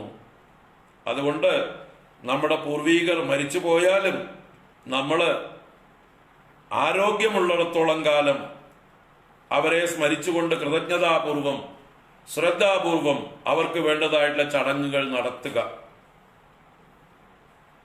ആരോഗ്യമുള്ളിടത്തോളം കാലം. അല്ലാതെ എളുപ്പത്തിന് വേണ്ടി കാശിയിലോ ഗയയിലോ പോയിട്ട് എല്ലാം ഒഴിവാക്കിയിട്ട് വന്നിട്ട് ഞാനൊക്കെ കൊടുക്കേണ്ടതൊക്കെ കൊടുത്തു എന്ന് പറഞ്ഞിരുന്നാൽ നിങ്ങളുടെ മക്കളോ പേരക്കുട്ടികളോ അത് കാണുന്നില്ല. നിങ്ങളുടെ എന്താ പറയുക, പിതൃക്കൾക്ക് നിങ്ങൾ ചെയ്യുന്ന കർമ്മങ്ങൾ അവർ കാണുന്നില്ല. അതുകൊണ്ട് തന്നെ അവരും സംസ്കാരമില്ലാത്തവരായിത്തീരും, അവരും സ്നേഹമില്ലാത്തവരായിത്തീരും. അവർക്ക് പിതൃക്കളോട് ഉത്തരവാദിത്വമില്ലാതായി മാറും. അച്ഛനമ്മമാർ ജീവിച്ചിരിക്കുമ്പോൾ തന്നെ അവഗണിക്കും. അപ്പൊ അച്ഛനമ്മമാർ ജീവിച്ചിരിക്കുമ്പോൾ തന്നെ അവഗണിക്കാതിരിക്കണമെങ്കിൽ, അച്ഛനമ്മമാരെ സ്നേഹിക്കുകയും ബഹുമാനിക്കുകയും ചെയ്യണമെങ്കിൽ നമ്മൾ നമ്മുടെ അച്ഛനമ്മമാരെ സ്നേഹിക്കുന്നു, ബഹുമാനിക്കുന്നു എന്നുള്ളത് അവർക്ക് കാണിച്ചു കൊടുത്തോണ്ടിരിക്കണം. അതിന് ആരോഗ്യമുള്ളിടത്തോളം കാലം നമ്മുടെ പൂർവീകർക്കുള്ളതായിട്ടുള്ള ക്രിയകൾ നമ്മൾ നേരിട്ട് ചെയ്യണം. ആരോഗ്യമുള്ളിടത്തോളം കാലം അതേ പറഞ്ഞിട്ടുള്ളൂ ശാസ്ത്രങ്ങള്. നിങ്ങൾക്ക് വയ്യാതായാൽ, അവശരായാൽ നിർബന്ധമില്ല. അപ്പൊ നിങ്ങൾക്ക് ആ ഭ്രമം വിടുകയും വേണം. അവശരായിരിക്കുമ്പോ എണീറ്റ് നിൽക്കാൻ വയ്യാത്തപ്പോ അയ്യോ ഞാൻ എൻ്റെ പിതൃക്കൾക്ക് ചെയ്യേണ്ടതൊന്നും ചെയ്തില്ലല്ലോ എന്നുള്ള ഭ്രമവും വേണ്ട. ഞാൻ ആവുന്ന കാലത്ത് ചെയ്യേണ്ടതെല്ലാം ചെയ്തിട്ടുണ്ട് എന്നുള്ള തൃപ്തിയോടുകൂടി വയ്യാത്തപ്പോ അതിനു വേണ്ടിയിട്ടാണ് ഒരു ജീവിത വ്രതത്തെ അവസാനിപ്പിക്കലാണ് ഈ കാശിയിലും ഗയയിലും ഒക്കെ പോയിട്ട് നമ്മൾ സമർപ്പിക്കുന്നത്. ഇനി മേലിൽ എന്നെ കൊണ്ട് ഇത് ചെയ്യാനാവില്ല, എനിക്ക് ആരോഗ്യം അനുവദിക്കുന്നില്ല, അതുകൊണ്ട് ഞാനിത് നിർത്തുകയാണ് എന്നേക്കുമായി എന്ന് പറഞ്ഞുകൊണ്ട് നമ്മളത് സമർപ്പിക്കുന്നു. ഇങ്ങനത്തെ ഒരുപാട് കാര്യങ്ങൾ ഇതിന്റെ പുറകിലുണ്ട്. ഇതൊക്കെ സൈക്കോളജിക്കലാണ്. ഇതൊക്കെ നമ്മുടെ സാമൂഹ്യ ബന്ധങ്ങളെ, കുടുംബ ബന്ധങ്ങളെ, സ്നേഹബന്ധങ്ങളെ എല്ലാം നിലനിർത്താനുള്ള സൈക്കോളജിക്കലായിട്ടുള്ള പ്രാക്ടീസുകളാണ് ഇതെല്ലാം. നമ്മുടെ പൂർവികർ ഭയങ്കര ബുദ്ധിമാന്മാരാണ്, അപാര ബുദ്ധിമാന്മാരാണ് അവര് ഈ സാമൂഹിക ബന്ധങ്ങളെ, കുടുംബ ബന്ധങ്ങളെയൊക്കെ വളരെ സൂക്ഷ്മമായിട്ടാണ് നിരീക്ഷിച്ച് അതിന് വേണ്ടതായിട്ടുള്ള വ്യവസ്ഥകൾ വച്ചിരിക്കുന്നത്. അപ്പൊ അത് നമുക്ക് തുടർന്നുകൊണ്ടിരിക്കുന്നതിന് ഒരു തടസ്സവും ഇല്ല. അങ്ങനെ ഒരുപാട് കാര്യങ്ങളുണ്ട് ഇതില്. നമുക്ക് സന്ദർഭം വരുമ്പോഴൊക്കെ ചർച്ച ചെയ്യാം. ഇതൊക്കെ ഈ ഒരു കാര്യങ്ങൾ നമുക്ക് ഉറയ്ക്കണമെങ്കിൽ നമുക്ക് ഉപനിഷത്തുക്കളും ഈ ഗീതയും വേണ്ട പോലെ ഉറയ്ക്കണം. വേദാന്ത തത്വങ്ങൾ ഉറയ്ക്കണം. ആ ഉപനിഷത്തുക്കളും ഗീതയുമാണ് വേദത്തിന്റെ സാരം, വേദത്തിന്റെ താല്പര്യം. ഇതറിഞ്ഞു വേണം അതിനെ മനസ്സിലാക്കാൻ. ബാക്കിയുള്ള കർമ്മകാണ്ഡങ്ങളെയൊക്കെ നമ്മൾ മനസ്സിലാക്കാൻ. കർമ്മകാണ്ഡങ്ങളുടെ പ്രസക്തി ഏതുവരേക്ക്, എന്തിനു വേണ്ടി, അത് മനസ്സിലാക്കേണ്ടത്. ദോഷൈർ ഏതൈർ കുലഗ്നാനാം വർണ്ണസങ്കര കാരകൈഹി ഉത്സാദ്യന്തേ ജാതിധർമാഹ കുലധർമാശ്ച ശാശ്വതാഹ. വർണ്ണസങ്കര കാരകങ്ങളായ ആ ശ്ലോകം വായിച്ചില്ല അല്ലെ? ദോഷൈരേതൈഃ കുലഗ്നാനാം വർണ്ണസങ്കര കാരകൈഹി ഉത്സാദ്യന്തേ ജാതിധർമാഹ കുലധർമാശ്ച ശാശ്വതാഃ. നമുക്ക് നാളെ തുടരാം. ഇതൊക്കെ എത്ര പറഞ്ഞാലും തീരാത്ത ആശയങ്ങളാണ്. കുറേ ആളുകൾ അർജുനനെ പോലെ കൺഫ്യൂസ്ഡ് ആണ്. കൺഫ്യൂഷൻ മാറ്റാൻ വേണ്ടിയാണ് ഗീത പഠിക്കുന്നത്. നാളെ തുടരാം. ഹരി ഓം. ഹരി ഓം. കായേന വാചാ മനസേന്ദ്രിയൈർവാ ബുദ്ധ്യാത്മനാ വാ പ്രകൃതേ സ്വഭാവാത് കരോമി യദ്യത് സകലം പരസ്മൈ നാരായണായേതി സമർപ്പയാമി. ഓം ശാന്തി ശാന്തി ശാന്തി. ഹരി ഓം. ശ്രീ ഗുരുഭ്യോ നമഃ. ഹരി ഓം.